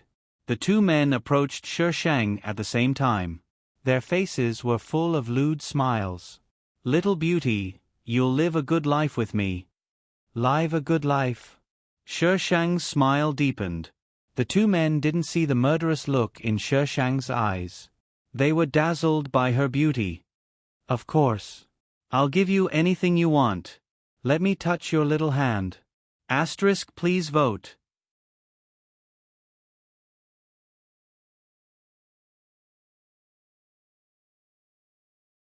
Chapter 379.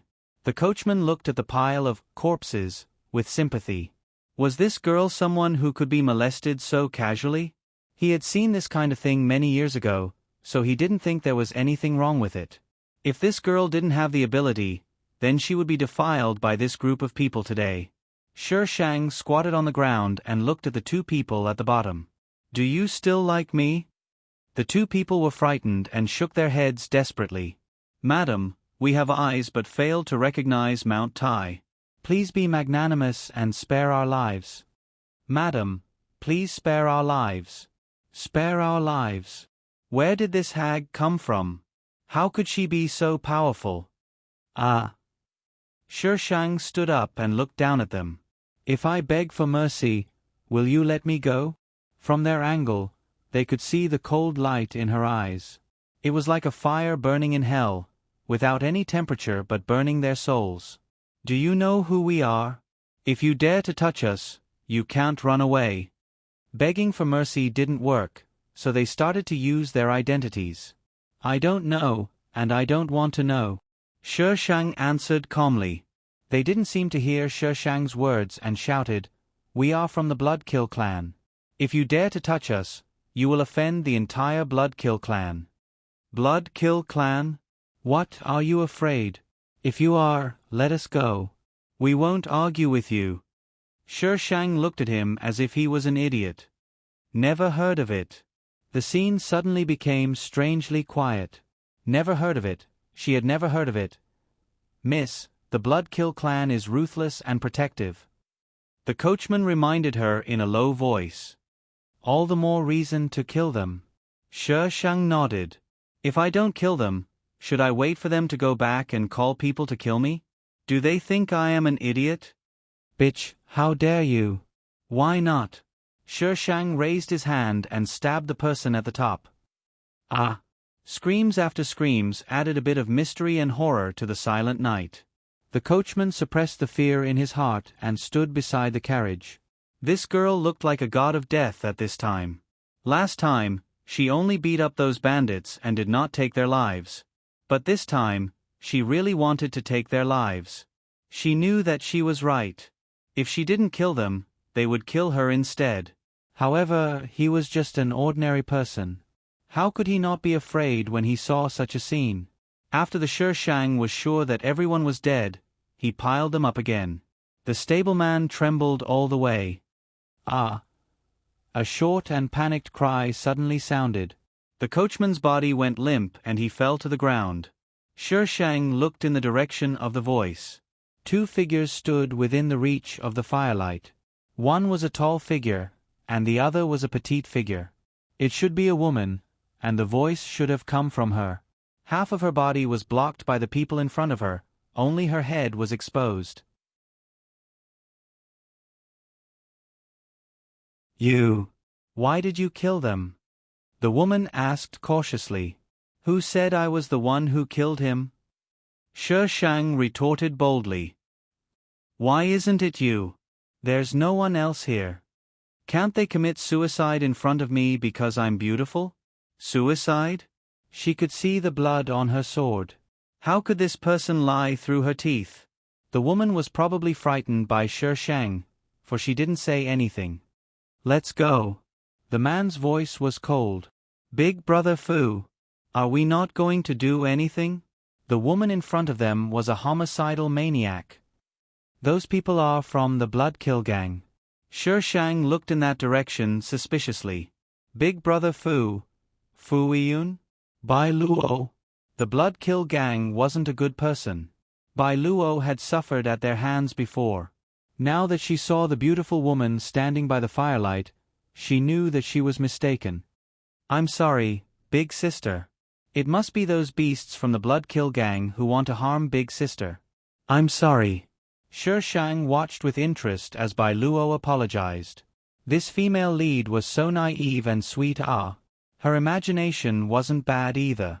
Fu Yun probably didn't want to stay any longer and turned to leave. Big Brother Fu. Bai Luo anxiously called out. Big Sister isn't safe at night. Be careful. No, Big Sister is so powerful. She should be fine. Goodbye, Big Sister. Bai Luo's last sentence was whispered, but it wasn't noisy here, so She Shang easily heard it. She Shang watched as Bai Luo chased after Fu Yun. Bai Luo had sacrificed a lot for Fu Yun and almost lost her life in the end. Her personality was a bit soft, but she hadn't gone astray. She was still so naive and sweet. For such a girl to be abused by scum, it was really. The next time they met Fu Yun and Bai Luo, they were in a small forest not far from Jadewater Mountain Villa. Fu Yun and Bai Luo were surrounded. Fu Yun's arm seemed to be injured, so he had to protect Bai Luo and couldn't move freely. Miss, what should we do? The carriage driver looked at the people fighting in front of him and didn't know whether to continue or stop. Just wait. Was she supposed to go and help them fight? The fight didn't last long. Although the male lead was injured, the law of immortality was still there. In the end, the cannon fodder successfully logged off to get a boxed meal. Bai Luo was so frightened that her limbs turned to jelly. She supported Fu Yun, crying as she moved forward. Shi Shang jumped off the carriage and paid the driver. "You can go back." The driver didn't understand. Miss? I'll walk ahead myself." Shi Shang waved his hand and followed Bai Luo. Bai Luo's speed was really very slow. Shi Shang followed behind her, stopping every 3 steps, then every 5 steps. They only arrived at Jadewater Mountain Villa when the sky turned dark. "Sir Fu? Miss, you're—" The people of Jadewater Mountain Villa didn't recognize Bai Luo. "Save him." Bai Luo's face was full of tears.